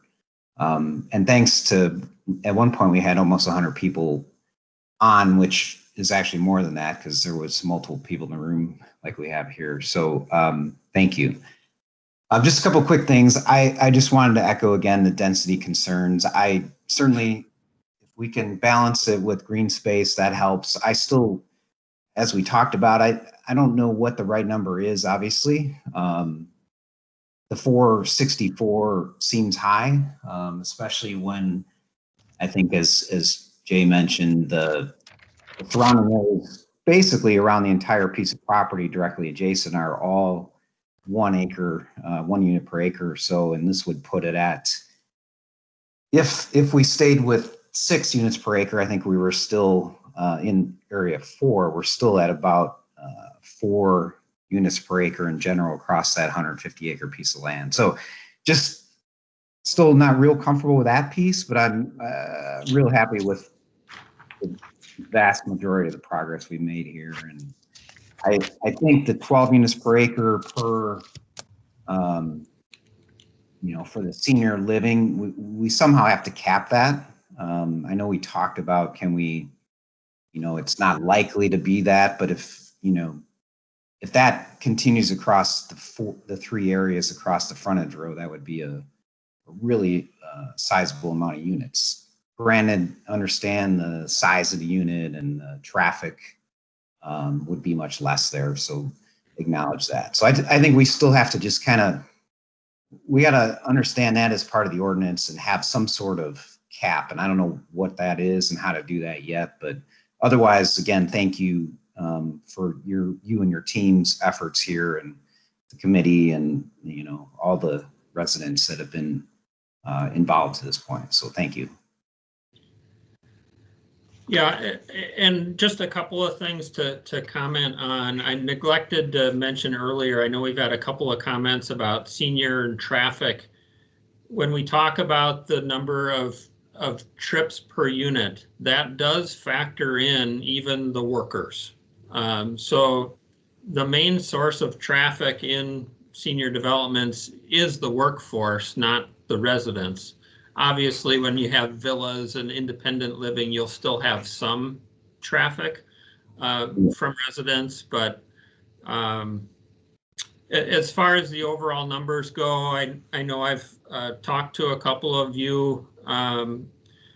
You know, we've got senior use as an option in areas 4, 5, and 6. I've talked recently to a senior developer in the area who has confirmed my suspicion, which is there's not enough market for senior covering all 3 of those areas. And I know that, you know, folks want to kind of plan for the so-called worst case scenario. Well, let's pretend senior did develop in all 3 areas. Let's pretend we're wrong and that there is market for that much of it. Well, then what that means is then you wouldn't have any multifamily residential materialize in area 4 at all. It would be replaced by senior units. And so you kind of have to think about, you know, every time you push a button with one use, it affects another use. And so if you end up doing, say, 12, if you did 12 units an acre senior in area 4, the traffic count there is actually going to be less than multifamily at 6 units per acre. So it kind of depends on what matters to you at the end of the day. If is your concern, you know, number of buildings, building size, traffic, so on and so forth. But again, you know, point taken, and as we take the committee's recommendations to the town, you know, those are going to be their decisions to ultimately make. You know, so there's some different things that we can put in front of them to try and help with that. Yep. No, thanks, Jason. We'll figure it out. I don't think it's me, but I'm going to go on mute again, and there's a little bit of an echo. All right. Thank you. Okay, so we're going to go to the phone callers next. We're going to have to do this a little bit differently. So if you are connected through the phone and you do have a question, if you could unmute your phone, you do that again through hitting *6.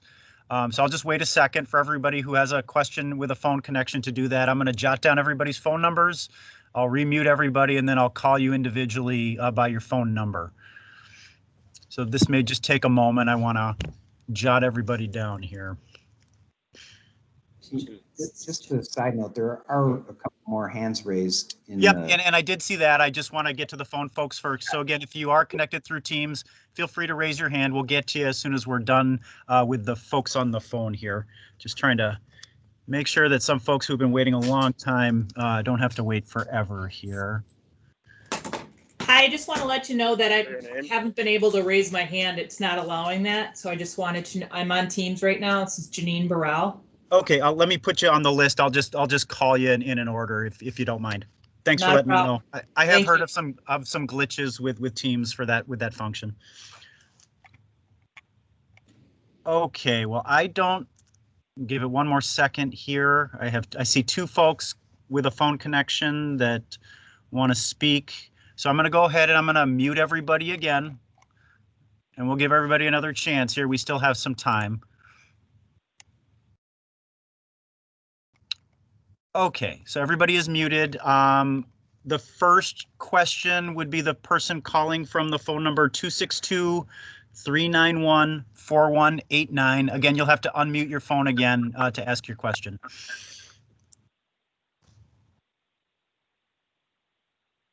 What was the number? I think it's you, 391-4189. Yep. Yeah, that's me.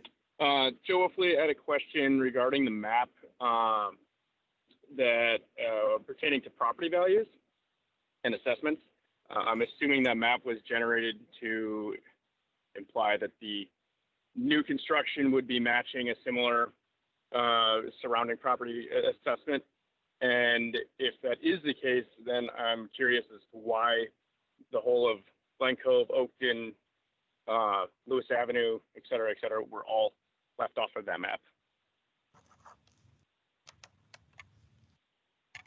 You're muted, Jason.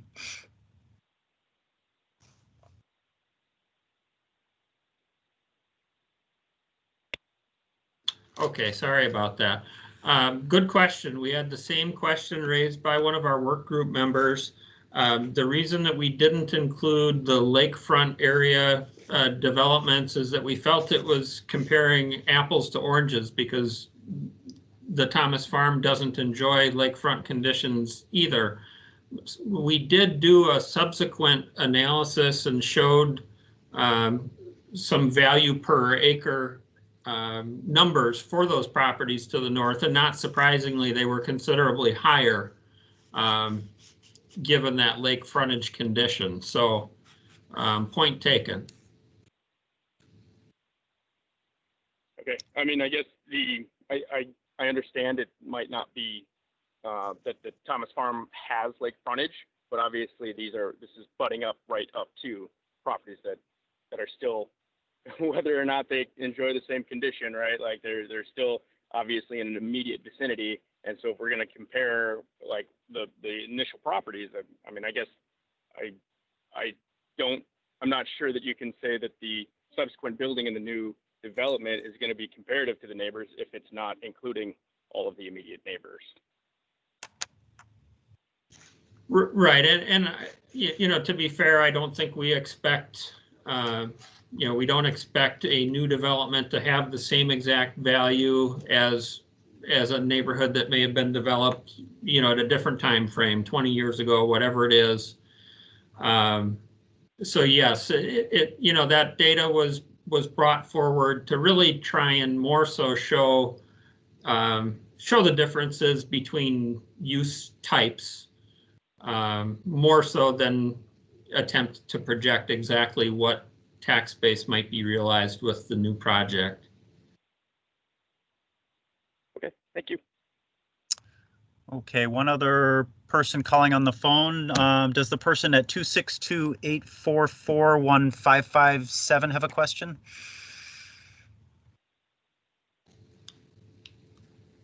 And again, it's *6 to unmute yourself. Yes.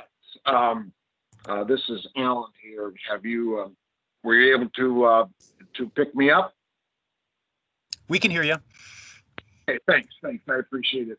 And again, I've hopefully been a part of the discussions going way back to some of the early Town of Delafield meetings and some of the other things, not the work group itself, but I guess I'm getting more and more concerned about a couple of things I'm hearing tonight. Number one is, and I'm in High Point subdivision, we have been told through this entire process by multiple people in the town of Delafield, the engineer, et cetera, that we didn't need to worry about access onto Glen Cove Road. Well, now, lo and behold, there's access on Glen Cove Road. So I'm getting less and less confident of how this thing is rolling out. Secondly, the idea of a high capacity private well versus bringing in City of Delafield water, et cetera. That's a huge deal, and I think residents need to be aware that, number one, we could lose our well capacity in our individual wells, or secondly, be forced to connect to a main water system with no discussion at this point of what that expense would translate to for each homeowner. And lastly, you know, we talk about multi-family density, et cetera, et cetera, et cetera.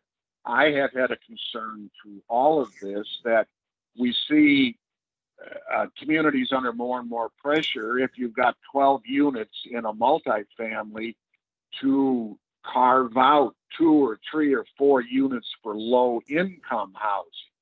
That phrase has not been used that I've heard this evening in this discussion. What assurances can we get from a development standpoint that the multifamily won't also include a carve out for low income? Thanks. Okay, so we'll take them in the order that we heard the question. The first comment was about access to Glen Cove Road.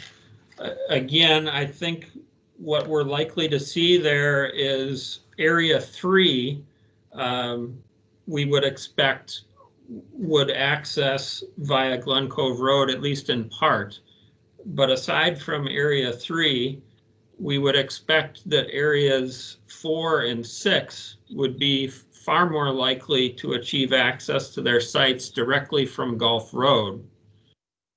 So what you might experience, you know, at the match to Brookstone Circle would be potentially an entry to a single family subdivision. Probably not all that terrifically different as far as unit count to the subdivision to the west based on site constraints. As far as the private well issue, again, if a developer comes forward with a proposal that does not include municipal water, you know, we have experts that we can reach out to study that issue further. We just felt as though it was premature to do so, not knowing whether municipal water will be proposed to be brought to the site or not, but certainly this is a question and a concern that we get, quite honestly, with you know, many of our development projects. Folks are always concerned about impacts to adjacent wells. So that's something we can look at further. As far as you know, lower income, it's not something that our work group talked about at all. You know, we used the term high quality multifamily because that's what was palatable to our work group. And so we're attempting to set the expectation that, you know, quality architecture and design is what's realized. I think that's about all I can say to address that part.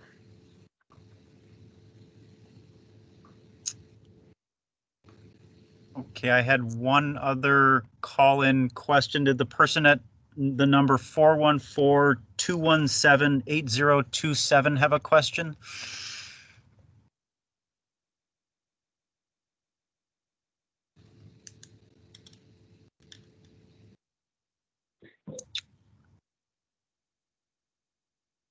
What's the timeline?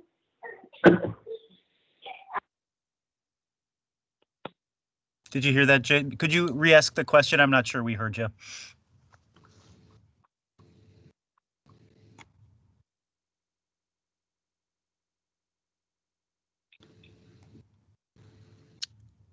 Are you still with us? I think you may have left the meeting. Did the person at 414-217-8027 have a question? It got cut off. I apologize.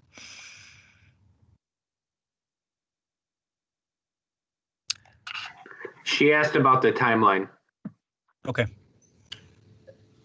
And I guess I'm not sure exactly what aspect of timeline we're talking about as far as I'll try and answer as many scenarios as I can think of. Timeline going forward, I think the general idea here is that within the next month or so, the town might be looking at a draft ordinance and giving it their first review. As far as getting a zoning ordinance text amendment done and all the way through and approved, it takes quite a number of months because there's a public hearing required. Then the Plan Commission acts, Town Board acts, and then their action gets forwarded to the county. And 3 different county committees get involved in looking at and approving a town zoning ordinance amendment. So, you're looking at, certainly sometime in spring, probably late spring by the time something like that could be accomplished. Now, if the question was about, what would be the timeline that we would expect for development, that's harder to answer. At minimum, it's going to be quite a number of months just to get through creating the ordinance, and then it would be an effort for a developer to put together all of the right materials, hire a traffic study done, so on and so forth. So, if I were to guess, when could the first development be starting out here? It would feel to me like it would be at least a year away. So that's the best I can do without knowing more about the nature of the question. Okay, I'm going to go back to the folks on Teams. I was going to go to the Burrells, but it looks like one of you may have stepped out temporarily. Do you want me to go on to somebody else? All right, you are up. Go for it. Hi, thank you. So I wanted to, did you cover Al's question about the low income housing carve out? Okay, I'm sorry, I missed that one. I know we've talked a lot about the drive cuts from Glen Cove into section 3. And one thing that wasn't covered is we didn't look at any of the topographical maps to look at different elevations. I do believe there would be a safety concern having that drive into section 3 at the north drive cut of Brookstone Circle. I live at the corner of Brookstone Circle in Glen Cove, and I see that as people come out of out of Brookstone at that drive cut, the traffic that comes from the north headed south on Glen Cove comes at it. There's a hill very near that intersection, and so those vehicles come up very quickly. And I think especially if somebody's turning from the section 3 headed south, there's a certain element of safety hazard with that area right there. So that's something that I would have you take a look at.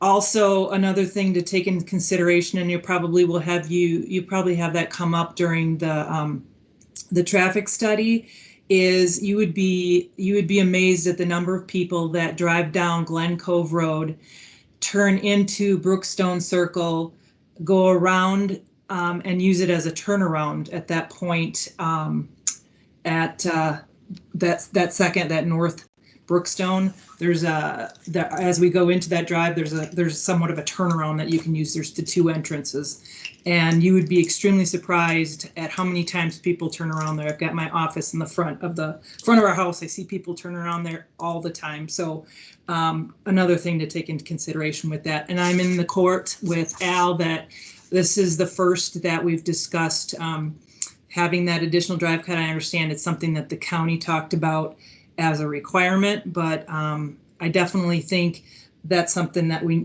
need to strongly take a look at, and where those potential lights may be installed. Because again, if people are going to be driving anywhere into those sections, a traffic light might be something they want to avoid. And so they might take a shortcut with where there is the path of least resistance. So those are other things I wanted to mention. Thank you. Okay, and certainly we have not analyzed the site distance on Glen Cove Road. That would be something that the town engineer would have to take a look at. As far as the reason that County DPW was expressing a preference for matching there versus the southern part of the circle is they try to keep intersections away from the county trunk, the high traffic intersection. So if there is a site distance issue there, there's a couple of things that could be looked at. Maybe it's not the right spot to match, or maybe some work to Glen Cove Road needs to be done to make the site distance issue better. So those would be details that need further study. And as far as the low income, yes, my response was we did not discuss that as an option in any way. It's not what the committee was aiming for. Again, with fairly high expectations being set as far as building materials and design and that type of thing. It's certainly not what the committee is attempting to accommodate. Okay, thank you. Okay, up next, Marcia DeMarco. Hi there, can you hear me okay? Yes. Yeah, thanks again, just to echo other people for having this session where the community can learn more and ask questions. Definitely appreciate that. My question is related to the height recommendation zoning. And I'm just wondering, it looks like that all of the area 4 and part of 6, and I think it's part of 5, were labeled there as being, I guess approved is the word, maybe for 3-story. It doesn't mean it's going to be 3-story, if I understand, but it's approved up to. So I'm just wondering why it was that part of the back part of zone 4, area 4 was selected to be of a 3-story nature when it's butting up against all these other areas there. And just wondering if that would become potentially, depending what goes there, if it's office buildings, larger buildings, if that would be a bit of an eyesore to these other areas, especially seeing there's no landscaping, or what was the words used there? But anyway, some special, with the trees or anything, tree line to block it, maybe being an eyesore to surrounding areas. Yeah, the rationale was that area 4 is naturally buffered by, so there's a tree line between areas 4 and 5 that's designated for preservation.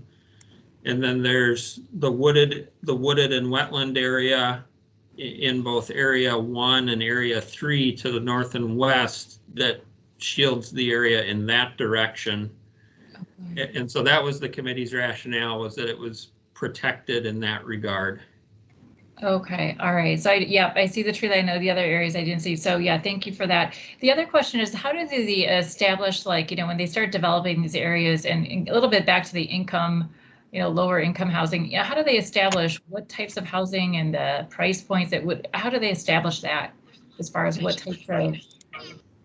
Well, at some point, price point is really the responsibility of the development community to assign. Obviously we have a pretty good handle on, what new development sells for, at least, single family and what have you. But it's not, it's not in our purview as, planners, plan commissioners to dictate what the starting, price should be for dwellings. That's really drifting, into the realm of the private sector. Okay, thank you very much.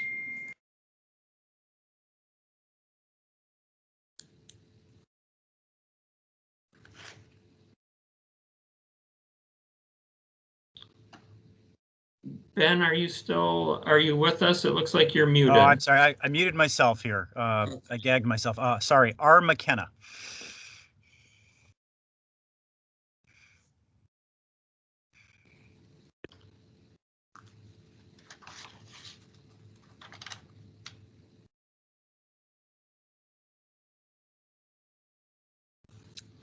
R. McKenna, did you have a question? It looks like you're unmuted, but we can't hear you. I think you just muted yourself now.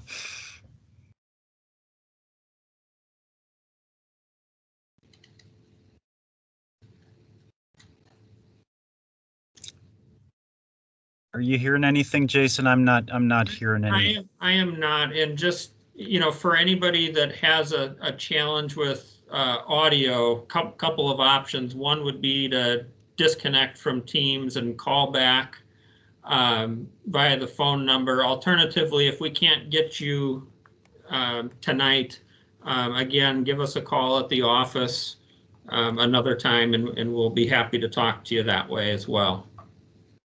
Okay, why don't we keep going here? Denise Reese. Hello, can you hear me? Yeah, we can hear you. Okay, thank you. I do want to thank the committee and everybody that's worked on this, because I know that initially the beginnings of all of this were far different from what it is this evening. And I do appreciate all of that. I do want to talk a little bit, though, about areas 2 and areas 5. Basically, it looks like the Gulf Ridge North area would be getting a 50-foot buffer, while the Gulf Ridge South area would be getting a 30-foot buffer. And the Gulf Ridge South area is also going to have to maneuver its way through whatever is going to be put into Area 5 in order to get to our homes. And Area 5 is going to be much more populated. So in my view of what is probably going to happen there, I'm presuming too, and I'm glad that some people brought up stoplights. I think in our future there are going to be stoplights and things like that. I'm not gonna complain about anything like that, but what I am going to say is that you have a 30-foot buffer in Area 3 because you have beautiful homes on that side, and you have single family 1 acre in Area 4 because it fits in with the neighborhood. But Gulf Ridge South is single family 1 acre. And so I don't understand why we're needing to bear the brunt of, the density of what you're trying to bring into this area. And I heard that you said that because that area has a high bedrock concentration, that it would help to recoup the developing costs. But I don't see why that should be the problem of the residents that are already here. And so I'm asking you to reconsider, that entrance to what is really my neighborhood and a lot of other people's neighborhoods. And if nothing else, why not even out the buffer and make it a 50-foot buffer all the way across Elmhurst, which would give it a much more uniform look and would certainly help us to some degree. But we're also going to have to be putting up with the entranceway as well, from what you're telling us. And so I really believe that I'd like for you to reconsider, that area at the very beginning of what would be the subdivision, and see if you can make it more residential friendly for the people who are on single family 1 acre lots. Thank you. Okay, thank you for the comment. As far as Elmhurst Road and why the transition from 50 down to 30, when we applied 30, which was the recommendation of our group, and specifically our developer and engineers on the committee said that they typically see a 25, 30-foot buffer and feel, the general feeling of the group was that was a sufficient number. The reason we went to 50 was when we applied 30, we noticed that the what we call the drip line or the canopy of the large oak trees near Gulf Ridge North fell outside of the buffer. And so it was an attempt to try and protect those trees from being damaged by bulldozers and that sort of thing during construction. Something that we can take a look at, it looks like the Elmhurst Road right-of-way is variable. It's wider as we get towards I-94, and then there's a narrowing point near Gulf Ridge South. So that may be something that we can take a look at. There may need to be a roadway dedication on the west side of Elmhurst, which would then potentially achieve a little bit more of a buffer there. So that's something that we can certainly examine.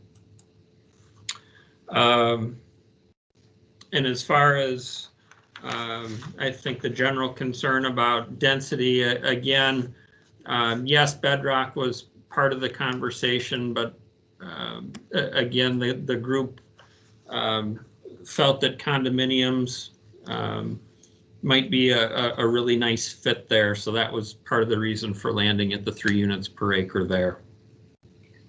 I do understand that, and I do understand, there could possibly be, Gulf Ridge North is getting a little bit more of a buffer, and I understand. I love those trees. I know exactly what you're talking about. I'm not going to ask you to, do anything different there. What I'm asking you to do is something different on our side, because our side is going to basically carry the brunt of, the traffic, of the entranceway. And basically, because we had corn in front of our houses, we get less of a buffer. So, that kind of, it kind of stinks. So, I just want you to take a look at that.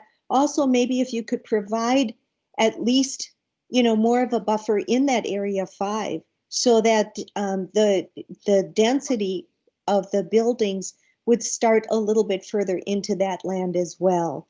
That would at least give it a little bit more of a residential feel as you're driving down Elmhurst, instead of, coming into the corner of what looks a little bit more dense and maybe not neighborhood-like. Okay, well, we'll certainly share that sentiment with the town. Part of the reason that we went a little bit less in area 2 as well is the dense line of evergreens that already exists generally on the east side of Elmhurst, whereas Glen Cove Road is a little bit, is much more wide open right now to the field. But again, we can share that comment with the town officials. Thank you very much. Okay, the last team's caller with a hand up is Kathy Gutenkunst. Oops. Jason, real quick, are you going to run that proposed ordinance past the committee, or is that just going to be done internally at the town? No, what I envision doing is circulating it both to the committee and the town plan commission, probably simultaneously, just to get both parties looking at it. But when I was asked about when might we have the draft ready and that sort of thing, I did remind the town that that the work group had asked for the ability to review and comment on the ordinance, so that's certainly my intent. All right, thank you, Jason. Okay, is there anybody else who called in that wants to ask a question? If you could please unmute your phone to indicate that you have a question to ask. Hey, Ben, it's Jake. Just wanted to let you know, it looks like R. McKenna, who was trying to ask a question before, put something in the chat. You want to go ahead and just read that, Jake? Since you have it in front of you? In the discussion of the well municipal water issue, Jason had used the phrase "the developer" several times, and this suggests that the property will be developed by a single developer. Is this what is planned, or will portions of the areas be sold off to different developers? Yeah, good question. Yeah, we don't make an assumption that it'll be one single developer. It could happen that one developer will serve as the one and only, or we may have several. We may have one developer that is the lead, that handles the infrastructure development, and then other sites are purchased from that developer. I think it can happen different ways, and so we don't know which way, and we're not attempting through our efforts here, we're not attempting to dictate that it must all happen at once versus being phased. Okay, Jason, I don't see anybody else with their hand up. So maybe just to cover anyone that was having some technical glitches with Teams, and I think we've covered everyone's questions here. So if anyone wants to ask a question, maybe just unmute and speak up. I don't think we have anybody left here, but why don't we just do that?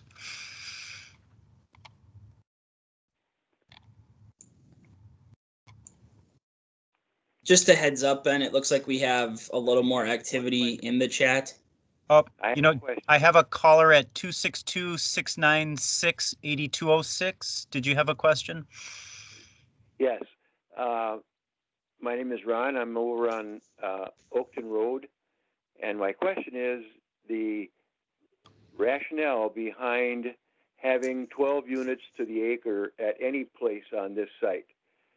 The ground situation, the soil testing or whatever led you to conclude that it was going to be difficult to build on a site. As one of the other ladies spoke earlier, said that's not our problem. If we're going to increase density in the residential areas from 2 to 3 to, or possibly 3, that seems like a very large density compared to all of the lands that are around here. So the whole concept of what you're proposing is to degrade the neighborhoods, and that includes the entrance into and on Elmhurst and Glen Cove. Let's say it could be picture perfect, but it won't be, because who's going to stand there and argue with somebody who's got a proposal on the table?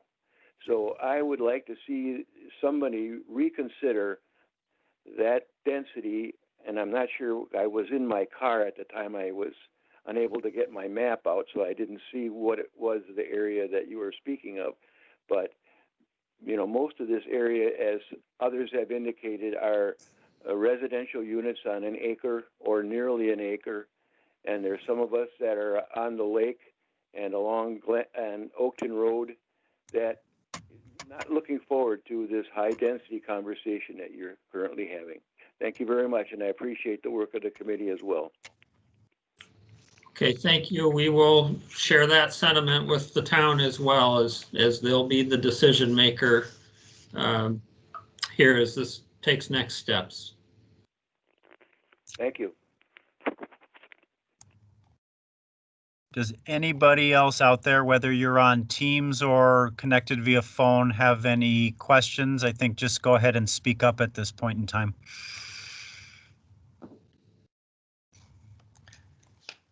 This is Tim Barbeau, the town engineer. I just want to let everybody know that's on that we have several meetings coming up, as has been discussed. And if you go to the Town of Delafield website, townofdelafield.org, there is right on the home page there, they have a notify me button that you can click on, and then you could sign up with email, and the town will send you Plan Commission and town board agendas, as well as there's some other options there. And that may be a good way to keep informed as to when these meetings are going to be planned, because we don't exactly know when all these meetings will be. I mean, they're going to be coming up in the next couple of months, so it's a good way to be informed. And to share Tim's point, whenever we do have a public hearing or upcoming meetings to discuss this, we'll have that as a news and announcement alert on the homepage. So stay informed and keep to the website as well for that. But I also did want to say that it was hugely helpful to have the letter that was sent to us. And that was, I think, appreciated, and why you got so much, because people don't necessarily proactively check that website. So thank you for doing that. Can you hear me?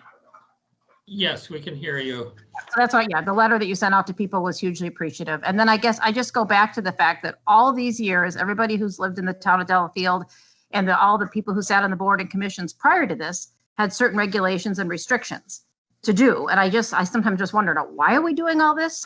When for all these years we've, thought a certain way about what we want to do to preserve our town. And then this all has to go back to density. Let's just really think this through about density, because I'm also concerned that it is too high. Thank you.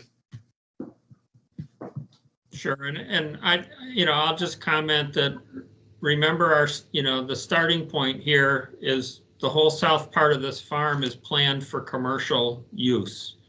And so make no mistake, I think the committee would acknowledge that there was a lot of compromise amongst the different stakeholders to land on something that, maybe not everybody loves to the nth degree, but but they felt they could live with it because there was enough good in the plan.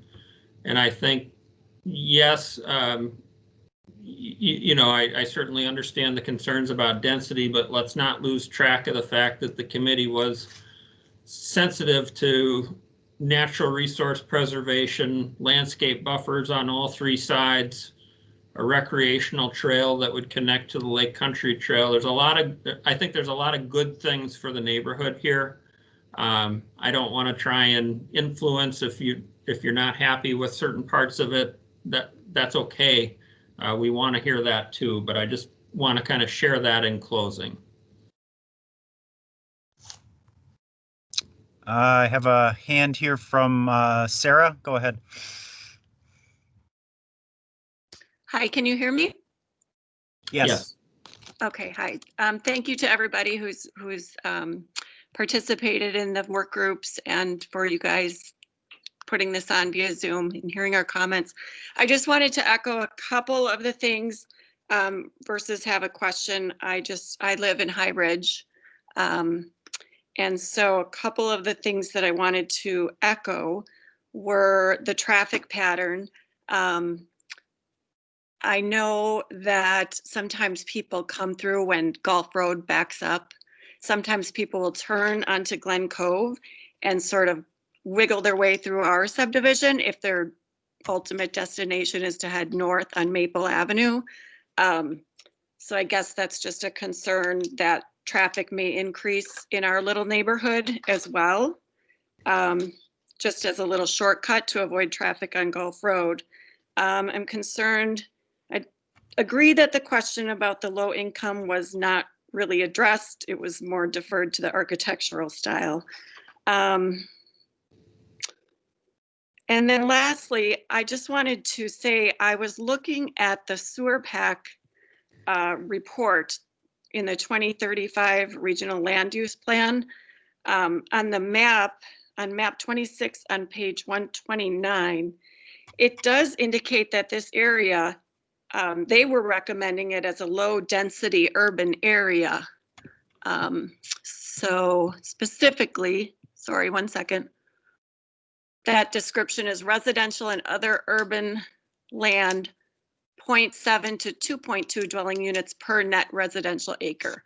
I don't know how much weight or, how you rely on the sewer pack for any recommendations, but I did just want to point that out, that was their recommendation in the 2035 land use plan.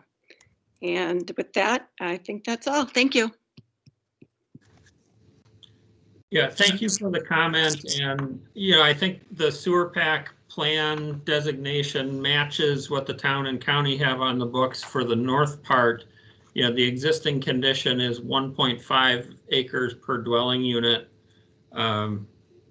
which falls in the range that I believe they're calling for. So, that's what's on the table here is a request from the landowner to go to a different density category. So it would be an amendment to the current plan designation.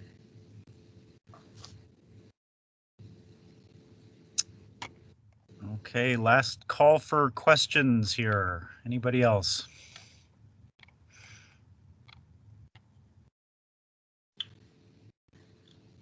Okay, well, thank you all for bearing with us in the team's environment. I think despite a couple of little hiccups, it seemed to go pretty well. I'm glad we were still able to have the event. A lot of great questions asked tonight, good comments to share with the decision makers.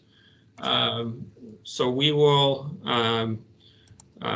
summarize and consider as we continue working on a draft, like the town said. Follow their website to track next meeting activity. So with that, I will wish you all a good evening and thank you. Thank you. Nice job. Yeah, thank you. Thanks, Jason. Thank you, Jason. Thank you. Thanks, Jason.